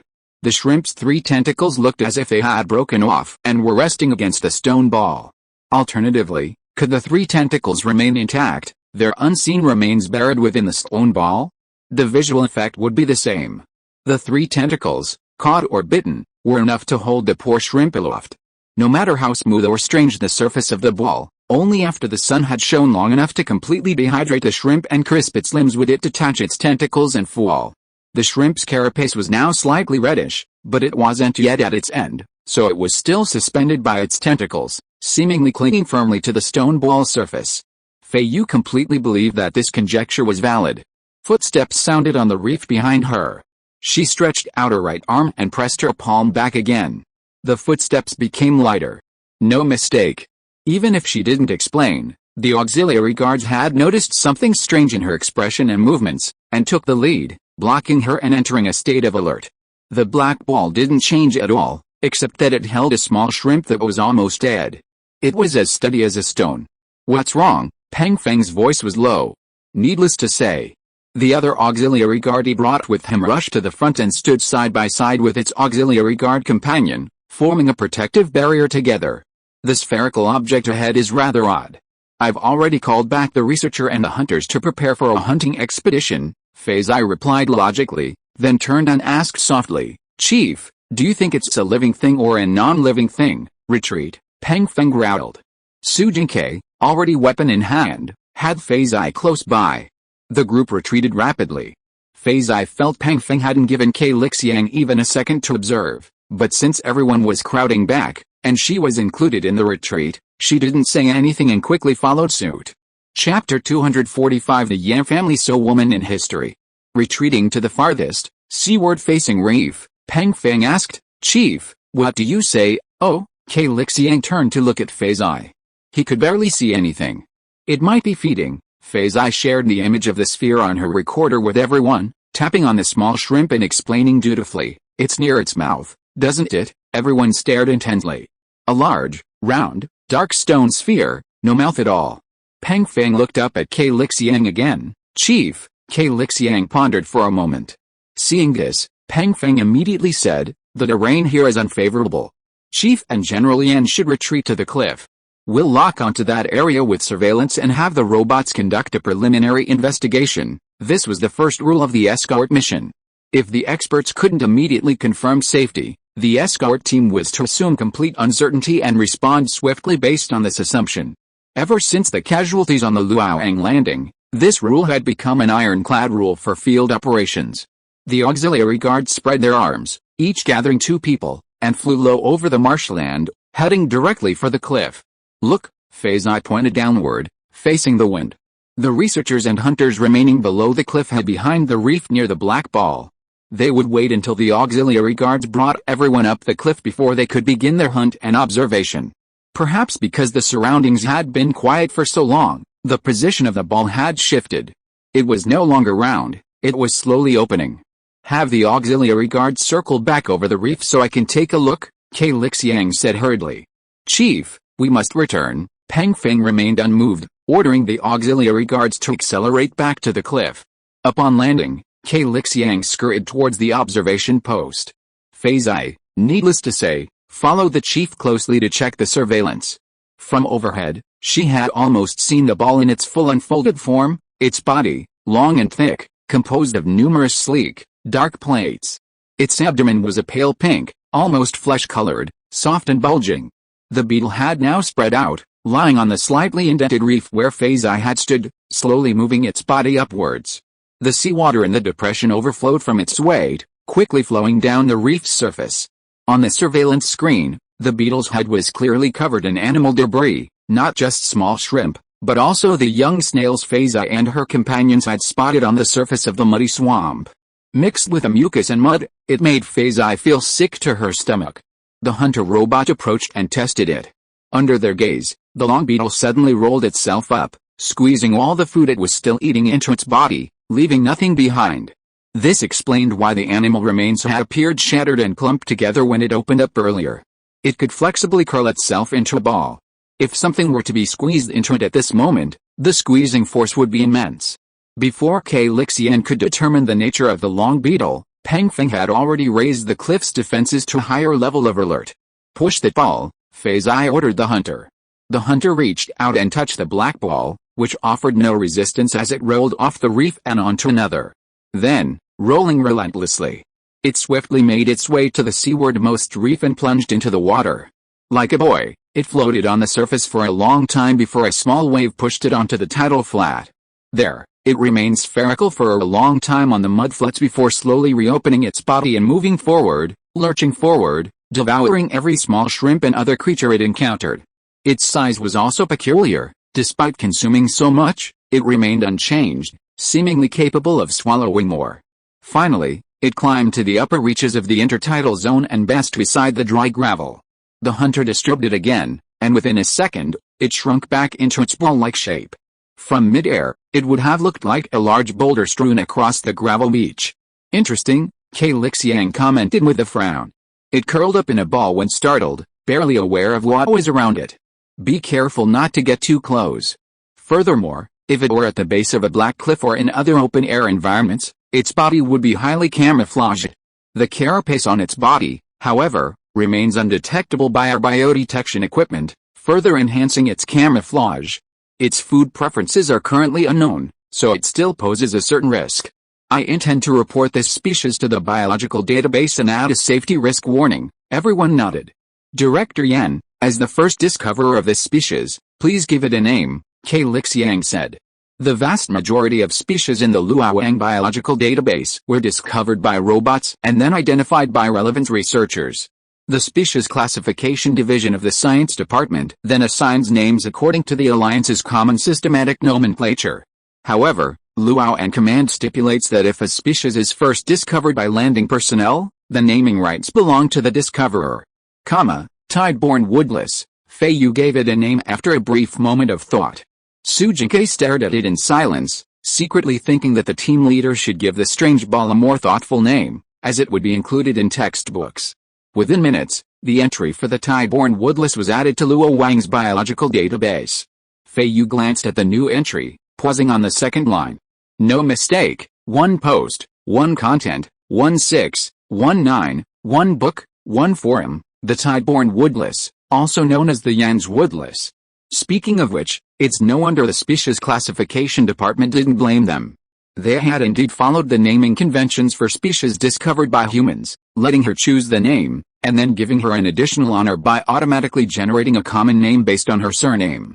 This common name is so unpleasant. Feiyu, a serious person who rarely indulged in crooked speculation, couldn't help but feel a little annoyed. In the afternoon, fog rose over the sea. The sky and water in the distance merged into one color, seemingly covered by a veil.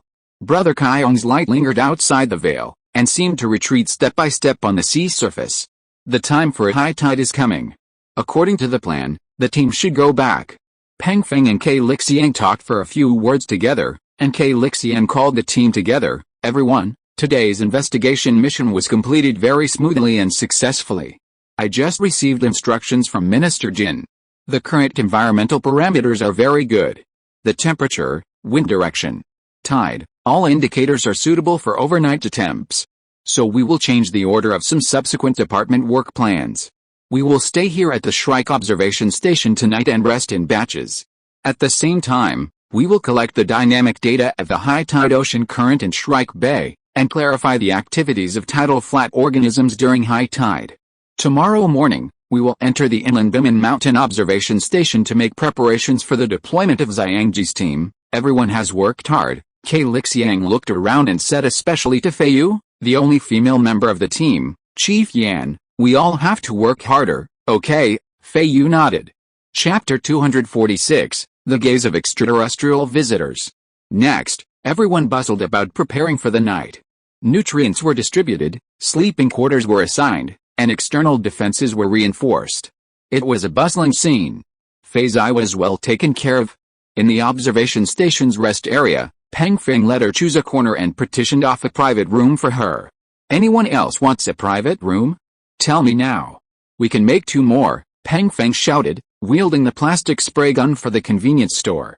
Everyone laughed, but no one asked. Okay, all of us men will sleep on the floor. I'll mark out a section. Down from our General Yan's room, this side will be the tent area. If you're used to sleeping in a tent, there are 4 in the supply cabinet. Set them up here. Over there will be the bunk area. Place your sleeping bags one by one. How's that? Everyone agreed. Feiyu entered a room. The soundproofing was excellent. Once she closed the door, the joking noises of her colleagues and the guards outside, joking about finding a place to sleep, instantly faded. I'll have a good night's sleep tonight, she thought, spreading her own sleeping bag on the mat.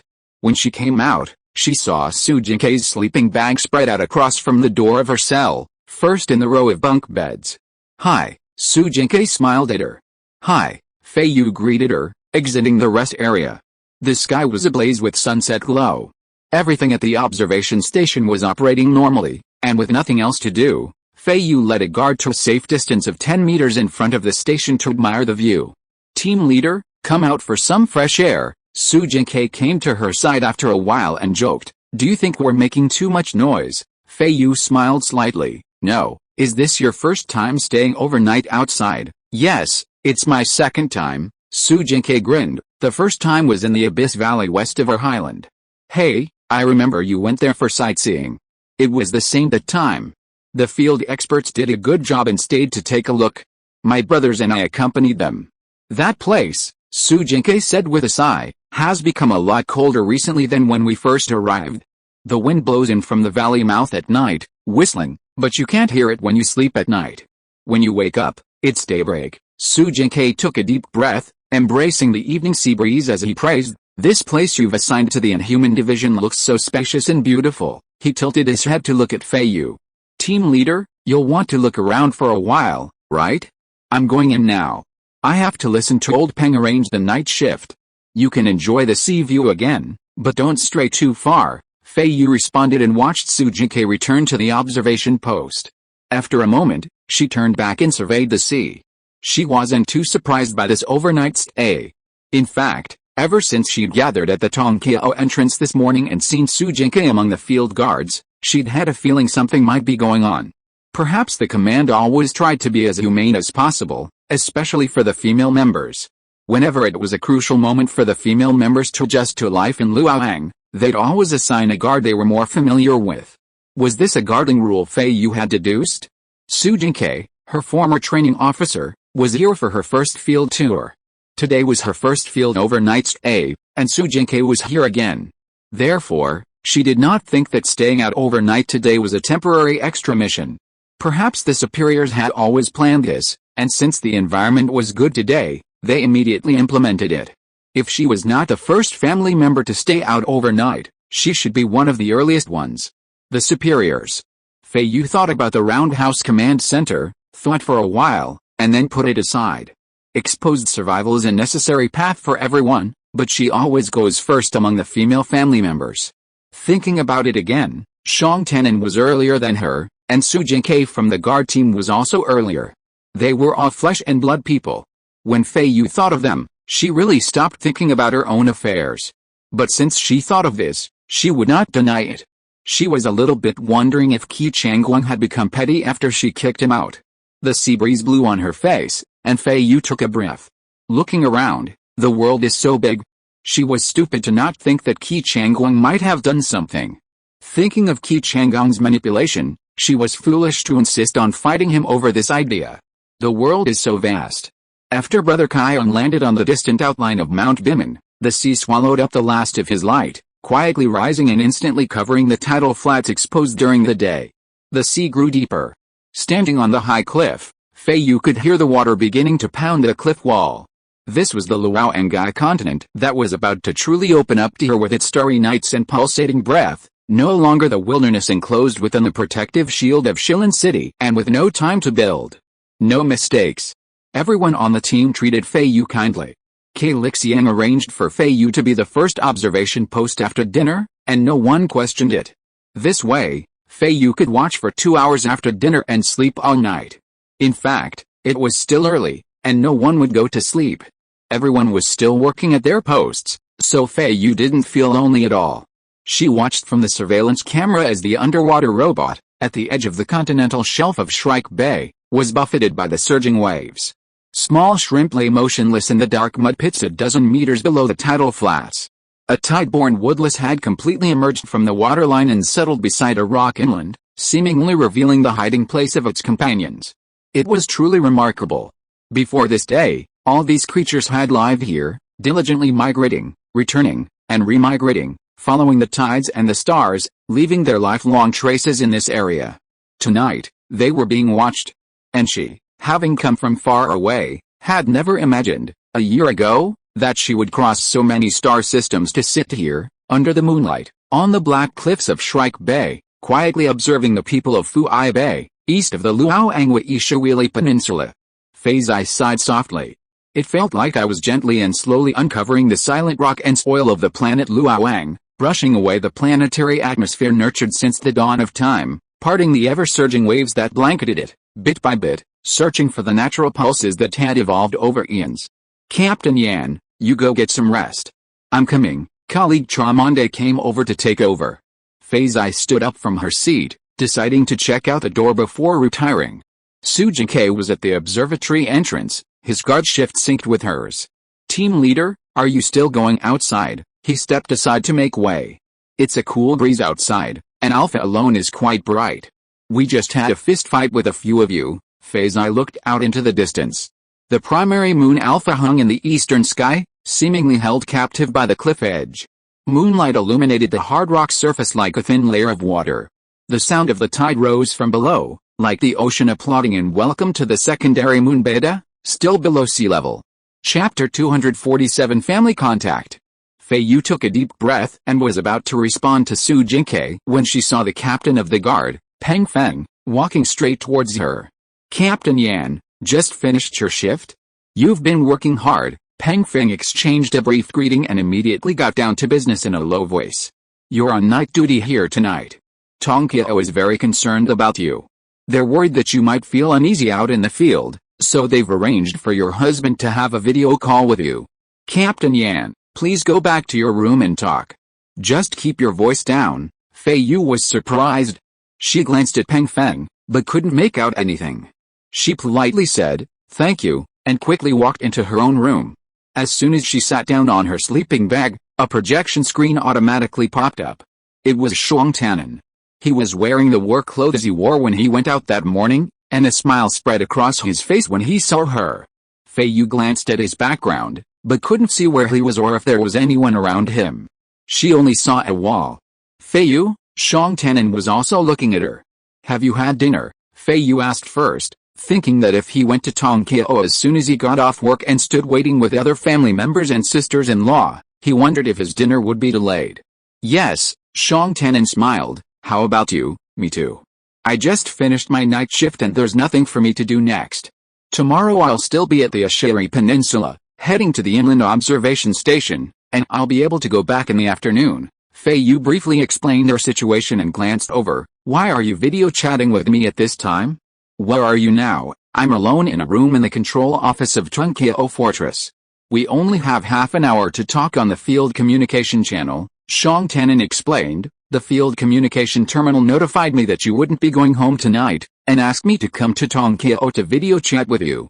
I came early just now, and they said you were on duty, so I waited for a while. Are you sleepy and want to rest? No, I'm very energetic. Feiyu was secretly surprised. This time the field communication terminal took the initiative to notify Shang Tanin to video chat with her. It was so humane. Then you'll be late to go home, she said. It's okay. Shang Tanin shook his head and smiled indifferently, staring at her and asked, Feizai, did you have a good time out today? Average. Feizai thought about it and changed the words. Normal. Just like the previous homework. Oh, I found a new species and put it into the warehouse. While waiting for your video call, I talked to the duty officer here in Tongkio for a while, and they also talked about this. You are really amazing, Shang Tanin praised and reminded. Stay with everyone when you go out, always maintain a safe formation with your teammates, and don't stay too far away from your teammates. Yeah, Feizai was about to tell him about the characteristics of the woodless, but suddenly an idea came to her mind. Who is on duty here in Tongkio now? Captain Gu and Captain Qi. Shang Tanin smiled gently. Everyone had a good chat? It is said that there will be appropriate rewards for discovering new species. Feizai glanced at Shang Tanin, and after a while said, well, I have received a reward notice. I will add 100 social contribution points this month. That's great. Shang Tanin couldn't help laughing, and then asked in confusion, why isn't it increased every month? I heard that there is such a case in the science department. It is increased every month. Isn't it increased by 100 this month? Shang Tanin saw her cold reaction and smiled again. The Tideborn woodless I encountered today doesn't seem to be very dangerous for now, but many of its habits have not been thoroughly studied. It is still between a juvenile and an adult. Later, we found several adults that can grow to the length of an adult male. If you encounter one, first make a sound from a distance to let it sense it and automatically curl up into a ball. This is when it is most passive. Don't get too close to it when it is crawling. If you are rolled up by it in an instant, you may be injured or suffocated. I have written these analyses into the Robot's Field Response Code of Conduct and will report them to your Mechanical Management Department when I come back. Okay, Shang Tanin nodded with a smile, and after a while, he said, be careful. I will. You are at the beach. Are the waves high? The tide is high, but today is not the highest tide. The water level is only 1/3 of the cliff, and the waves can't fly up. Is the sound loud? Will it reach where you sleep? Not loud, very quiet. I live in a separate room. I saw that you were in one of those quick-made small compartments. Shang Tanin paused. Feiyu was a smart person. She heard that her small bedroom was under the surveillance of the Tongkio Control Center. However, since their team was stationed at the station today, the entire observation station was under remote monitoring, which was necessary. You're staying alone, and the accommodations are actually quite good. Tonight, just sleep when it's time. You're all together, so don't worry, you'll be up all night long, Shang Tanin said in a reassuring voice. That's what old Su said. Who's old Su? Captain Su, who trained me at Koriki, was on duty with me this time. Back then, our team all called him Old Su behind his back, but he didn't know. Shang Tanin couldn't help but laugh. Then Feiyu said, we're on the field communication channel, right? Then we can't talk about this. Yes, he said, laughing out loud. Tell me something you can. Feiyu raised an eyebrow. Did your work go well today? It went well. Describe it. Feiyu thought, thinking that this was the only appropriate thing to say on the field communication channel. I had a meeting this morning and another this afternoon. There wasn't much else to it, just routine work. Shang Tanin said a few words, then turned the topic back to Feizai. Why don't you tell me about the scenery over there? The scenery's pretty good. Feizai finished speaking, and seeing Shang Tanin looking at her with a smile, obviously waiting for more, she rolled her eyes and struggled to think of some words to describe it. It's sunny during the day, and with Alpha now, it's brighter outside. The wind hasn't been strong, and the temperature is moderate, a bit warm. After the tide recedes during the day, the entire beach is covered with small shrimp. If they get too much sun, they'll bounce around, kicking up some mud. If they get too much sun, they won't be able to jump anymore. Shang Tanin curved his lips, tilted his head, and listened, nodding occasionally. Veterinarian Wang said before that the Yan's woodlice will gradually become known as the Yan's woodlice, and it will most likely be simplified to Yan's rat. It will then become a test point in biology courses, trapping future students, will it? Shang Tanin raised an eyebrow and smiled in surprise. Just as he was about to continue, he saw a time prompt pop up on the screen. Feiyu also stopped talking, and the two looked at each other. She was surprised that she had actually talked about most of the call session by herself. This description unconsciously covered the changes in the scenery at the foot of the Shrike Cliff in one day and covered the interesting talks of colleagues. That's all. You should go back. Is the return trip okay? She stared at Shang Tanin, thinking that the farmhand whose wages she had claimed for 15 years was still occupying the Tongqiao, eyeing him covetously. No problem. Feiyu looked carefully at Shang Tanin's expression. He seemed to be very absorbed in listening to the story for half an hour. There was nothing unusual. His voice was gentle and soft, just like when they were chatting outside the west wall. She nodded slightly, put the farmhand away from her mind, and thought of another thing. I drove the family car to the non-human ministry. It's okay, I have a car to go back and forth. Shang Tanin paused and said softly, go to bed early, good night, good night. Feiyu hadn't finished speaking when the video call was disconnected. Chapter 248. Still relatives after 1 or 2 generations. Shang Tanin looked at the air in front of him. The virtual projection communication screen had completely dissipated. He stood up, and at the same time, the door of this office slid open automatically. He walked to the next room and nodded with a smile to the people in the room. Commander Gu, Commander Qi. Gu just stood up from his seat with a laugh. Have you finished talking? We have. Thank you both commanders. I'm sorry to bother you. Deputy Director Shang. Why are you being so polite? Gu Jie waved his hand cheerfully. Qi Changgong was still sitting, nodded lightly to Shang Tanin, and replied casually, you're welcome. Shang Tanin looked at him and nodded with a smile again. Qi Changgong didn't say anything else. How is it? Is my sister-in-law okay? Gu Jie and Shang Tanin have cooperated many times and have a good relationship. He joked at this time. She's in good condition. Shang Tanin thanked him again. You two worked hard here to keep an eye on her at night. With you here, our family is relieved. Thank you for your hard work. It's our job. Gu Jie patted Shang Tanin on the shoulder. Deputy Director Shang, I have 2 days off next week. I'm going to look for you. I'll definitely welcome you. Shang Tanin clasped his hands and bowed slightly to Qi Changgong behind Gu Jie. Then you two are busy. I won't bother you anymore. He said goodbye and left the control room.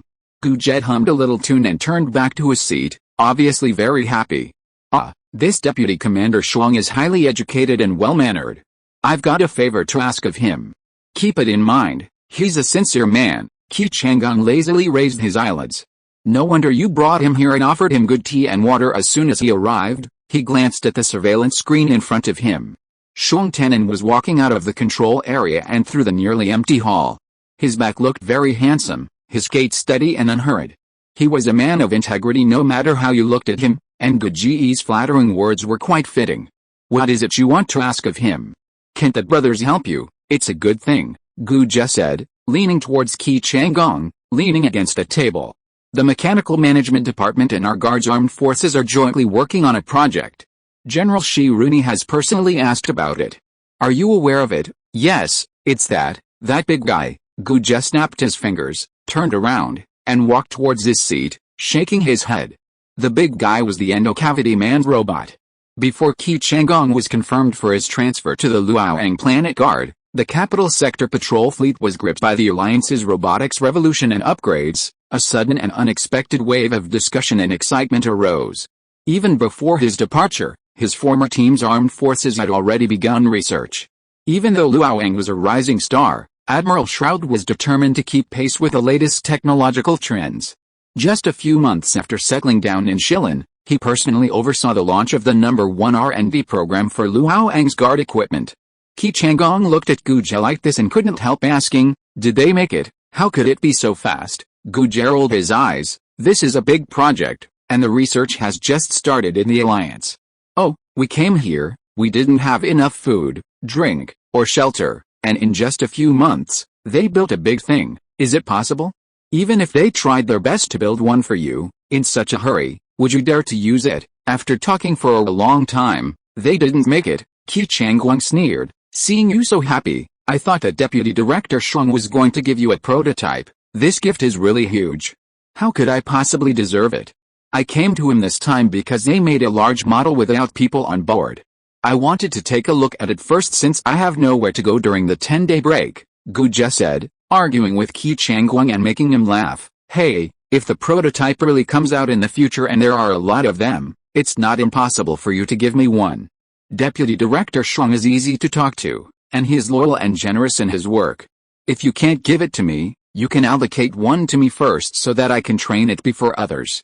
That's also okay, Fatty Jet. You seem to get along well with the people in their recruitment team. Gu Jie leaned back in his chair and sighed. Agong. Gu Jie deliberately didn't call him Aki, but Agong. Qi Changgong knew that Fatty Jet was starting to act like a deep thinker, and he twitched the corners of his mouth slightly. Gu Jie then heard him say, almost like a performance, nowadays, there's no distinction between them and us, we're all part of the same army. Frankly, we've all boarded Luo Wang's canoe to make a living.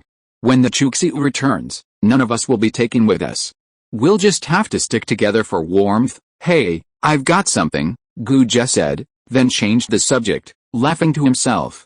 In a generation or two, we'll all be relatives. Qi Changgong was startled, his eyes flickering to a corner of the Shrike observation station on the security screen. The woman in the cell was squatting on the floor, spreading out her sleeping bag. Her movements were relatively quick. After spreading the sleeping bag, she stood up and glanced around. Her brows were raised, a smile completely absent.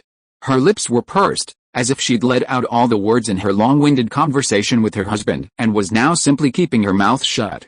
Her expression clearly conveyed her dissatisfaction with the largest cell she had to herself. She thought it was her home. Qi Changgong scoffed at the former relative who had nearly helped him, his eyes automatically flicking to the other side of the surveillance screen. Shuang Tenin was walking alone on the Tong Bridge, illuminated by the moonlight. He stepped off the bridge, paused in the circle of searchlights, and smiled and greeted the two soldiers guarding the bridge. Is Zhao done with his work? When will he be here? Qi Changgong asked.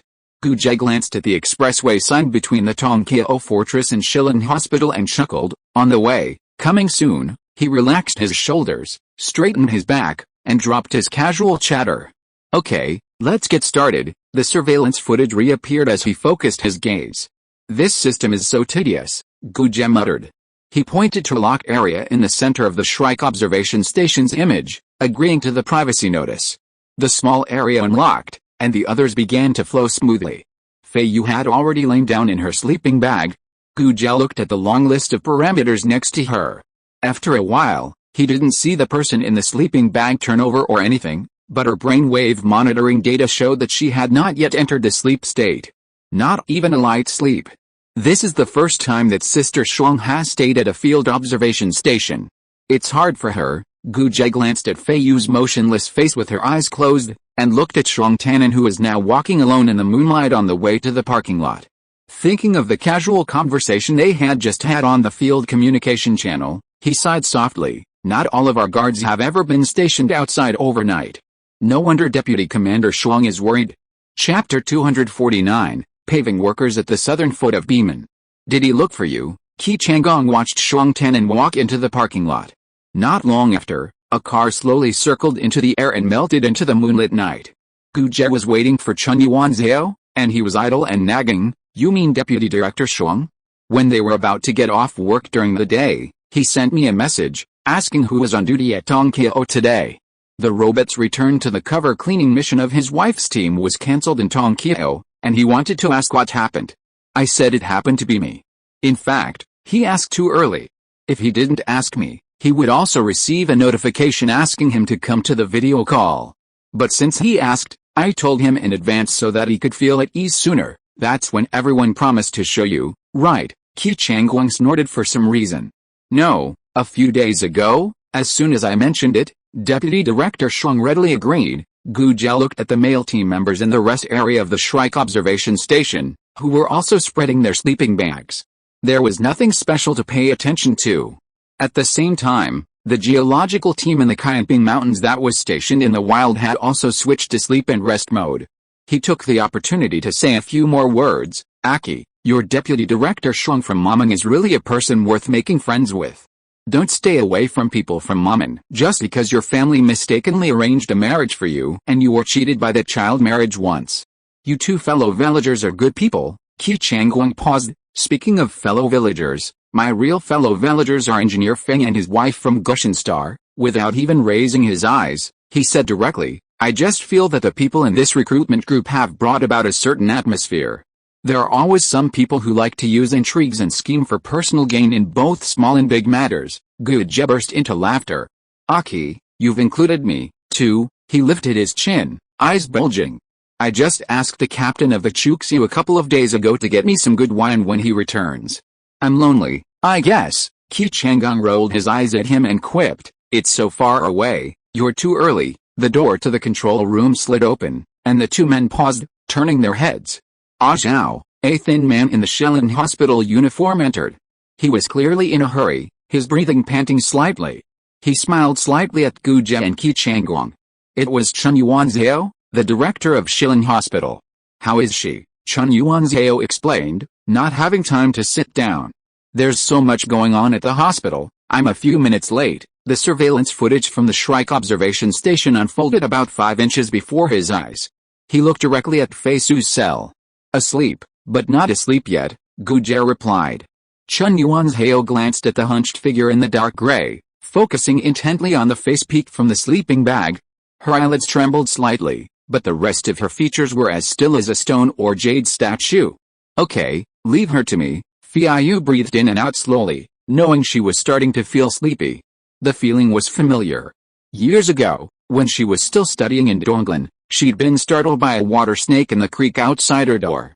She couldn't sleep soundly at night, her mind constantly shifting to the surroundings of her bed, trying to confront the prying light in the darkness. She held it in for a long time, then took a deep breath and turned over, imagining the tide outside, like a cradle, washing over Shrike Cliff. Her single room, the ceiling lifted and the walls collapsed, open to the moonlight, blending in with the light. Or perhaps, she was sleeping like she was in her home in Section 13 of Qinghai Community, the moonlight shining on her bed, and she could hear the soft, steady breathing beside her. Feiyu fell asleep. As she slept, Fuya Bay on the Ajari Peninsula completed another cycle of ebb and flow. When Kion took over the bay, replacing Alpha and Beta, Philo and her teammates left the Shrike observation station. Their destination was the observation station on the southern slope of Mount Beeman, in the center of the peninsula. The Poseidon chariot flew inland. The distant, dark outline of Mount Beeman emerged from the steaming summer morning mist, becoming increasingly lush as they approached. Its conical peak, illuminated by Kion's light, shone with a shimmering green.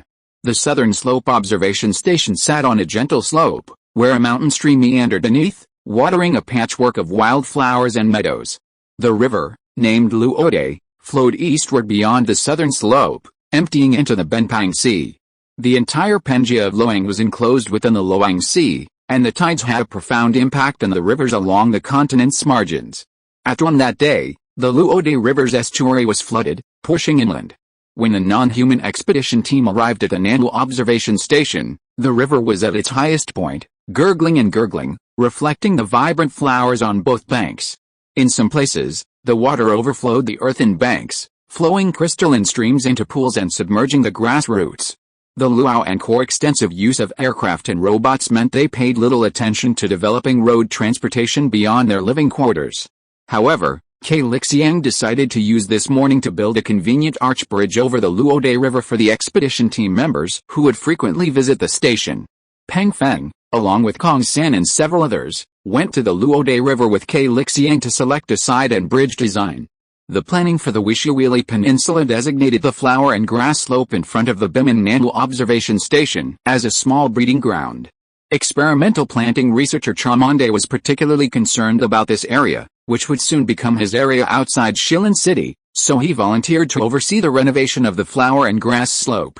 Fei Zai, Su Jinkei, and another guard soldier, Shang Mei, also stayed behind to help Chamonde with the observation station. Su Jinkei and Shang Mei were tasked with paving the path between the breeding farm and the observation station. Fei Zai inspected the facilities inside the station and signed a record of satisfactory operation. Stepping out, the hillside was bustling with activity. Directly ahead, the area near the observation station had been trenched and fenced according to the breeding farm's plan. Pedestrian paths had been paved beneath the fences on both sides. A construction robot continued its work in the distance. Tremonde was inspecting along the fence, occasionally bending down and paving, perhaps observing the passing flowers and plants. A gray-white pedestrian path had been paved from the front of the observation station, leading to the breeding farm. Unrelated sentence fragment, no mistake, one post, one content, 1-6, one book, one bar, one look. Su Jingke and Xiang Mei were leading the construction robot to spray paint the wall separating the observation station and the breeding farm. Team leader, is it finished inside? Su Jingke asked with a loud laugh. All right. Is the road passable? Sure, try it, Su Jingke invited enthusiastically. Feiyu took a step forward. The ground felt steady underfoot, the perfect balance of firmness and softness. I'll go over there and take a look, she pointed. We're just paving the center path through the breeding farm, okay? Su Jingke looked down at the Luode River. Ke Lixiang and Peng Feng had already begun work. They've chosen the bridge crossing, so Xiang Mei and I will build the road to the river. Chief Yan, if there are any problems with the paving, just call us. We're pretty experienced at it now, okay? We have our researchers here at the farm, so it won't be a problem. Feiyu then instructed her attendant robot assistant to carry the road sprayer. The assistant selected the speed himself. Feiyu wasn't as good at manual labor as it, so she set the parameters for it, telling it to go ahead and work while she followed behind. Paving the road was even easier than Feiyu's previous inspection of the station's facilities. The road fluid was designed and formulated by the construction team that participated in the site selection and construction last time after surveying the environmental conditions of the Wishiwili Peninsula. The guard's mechanical auxiliary system is also equipped with versatility, and they are completely familiar with this kind of small auxiliary construction work. Chapter 252 Late. The slightly salty sea breeze from Shrike Black Cliffs reached Mount Biman, imbued even the morning breeze with the spiritual energy of the mountain vegetation, adding a touch of soothing warmth. The wind gently ruffled Feixu's hair, and wildflowers and grass, barely knee-high, swayed gently on either side of the road. One man and one machine worked tirelessly along the north-south center line of the breeding farm. The road fluid cascaded down to the ground ahead like a thin waterfall, solidifying in the warm air of Brother Kaiwang. They quickly approached the engineering robot holding the fence at the southern end of the breeding farm. The robot was also nearing the middle of the southern boundary line. Both sides were within 5 or 6 meters of the midpoint. Captain Yan, are you paving the road? Tremonde waved at her from the corner of the western fence. Yes, the sidewalk beneath the western fence ended at Chairman's feet. The trenches and fencing along the southern boundary weren't finished, and the pedestrian path along the inner edge hadn't been paved yet. He didn't mind, avoiding the fresh, soft dirt beneath the fence and stepping onto the grass as he made his way over. Teacher Cha, stand over there, Feiyu said kindly. I'm almost done with this side of the road. I'll connect it to yours right away, it's okay. Chairman paused. He was a kind, slightly plump man with a perpetual smile. It's easy to walk. It's okay. Our protective boots are reliable. As he spoke, the paving robot reached the midpoint of the southern boundary. The last inch of fluid gushed down. The construction robot was almost there. There were a few medium-sized rocks piled along the boundary line, and it stopped to move some to prevent them from obstructing the work. Feiyu worked diligently, raising her voice to Tremonde, who was standing behind the engineering robot. Teacher Cha, do you see where else in the breeding farm we need another path? I'll finish this one and continue, Tremonde, surveying the entire farm as he walked, said. We're not busy right now. If we need it later, we can always. Tremonde suddenly swallowed, a look of shock on his face. At the same moment, Feiyu's eyes jumped. The projection screen suddenly popped up. She paused, seeing a series of alarming yellow, orange, and red warnings flashing across the screen. Suspected insect sighting, confirmed insect sighting, immediately halt all operations and evacuate to a safe distance of 100 meters from the location. The robot guard in front of her turned its head and looked at Feiyu, who was a meter behind it. But its feet seemed rooted, and it didn't even retreat to her side. Feiyu hadn't noticed the robot guard's unusual behavior, her attention now completely absorbed by the flashing warnings. Put on your protective hood immediately. Put on your protective hood immediately. She raised her arm and slapped the hood on. The observation mirror on the hood cut off her vision for a moment, then reconnected in an instant. Feiyu couldn't help but blink, catching a glimpse of Charmonde doing the same thing diagonally across from her. She quickly regained her composure and scanned the police map that was pushed to her. Almost directly in front of her on the southern border, 25 centimeters from the front of the trench, the engineering robot was digging, in the cracks between the rocks that had just been pushed. The map marked an irregular elliptical patch composed of densely packed blood-red dots. Blood red, the color of Luo Wang's most dangerous creatures, was a terrifying sight. Feiyu's back tensed as she stared again. Following the contour of the stone's impact on the ground, a thread of red, like a gossamer, emerged from the soil, filling the angle between the stone and the ground. Initially an irregular, flat patch pressed against the ground, it rapidly rose into a triangular mass, within which tiny, blood-red dots crowded and swam. In a split second, the mass shifted, stretching into a thin line that stretched outward, clinging to the ground and extending endlessly beyond the stone. This was a swarm of insects crawling out from their nest beneath the stone. Feiyu had no time to wonder why the legendary insects of the Rongai Plains could also appear here. The creatures of the entire Luoyang Pangeo were more indigenous than the humans, so it was possible. Nor did she have time to wonder why the robot had missed the biological detection. Technology is never perfect. If the machine detection had missed the tide-borne woodlice, it could certainly have missed this nest of underground insects for some reason. Detection technology is essentially a preliminary screening method based on known characteristics. With so many unknown creatures on Luoyang evolving over eons, it's not surprising that their screening technology has unique characteristics that escape detection. On the police map, the blood-red markings of the worms were clustered together, and the gradually unraveling blood-red trajectory had already reached the newly opened trough. Was it crawling into the trough? Or heading in another direction? In fact, Feiyu slightly raised her eyelids, peering through the virtual projection screen, and could already see the headworm sniffing the slightly raised, freshly turned soil at the trough's fracture. The trough's fracture was no more than 4 meters away from her. The headworm, reduced to a blood-red dot on the police map, was about the length of an adult's wrist or elbow, palm width, and flat, black in shape. Its sides were densely covered with ventral legs, and 2 alluring golden lines adorned its back. No mistake, 1 poem, 1 release, 1 content, 1 6, 1 book, 1 forum. Feiyu's mind went blank.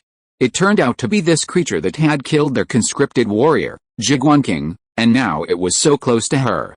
The headworm didn't stay still for long, but the pile of worms behind it, blocked by the obstruction, slid off its companions, swam forward on its own, and climbed down the trough. It was followed by a string of worms, all heading west along the trough. A thin line immediately stretched from the blood-red hemp ball on the police map and spread to the bottom of the trough.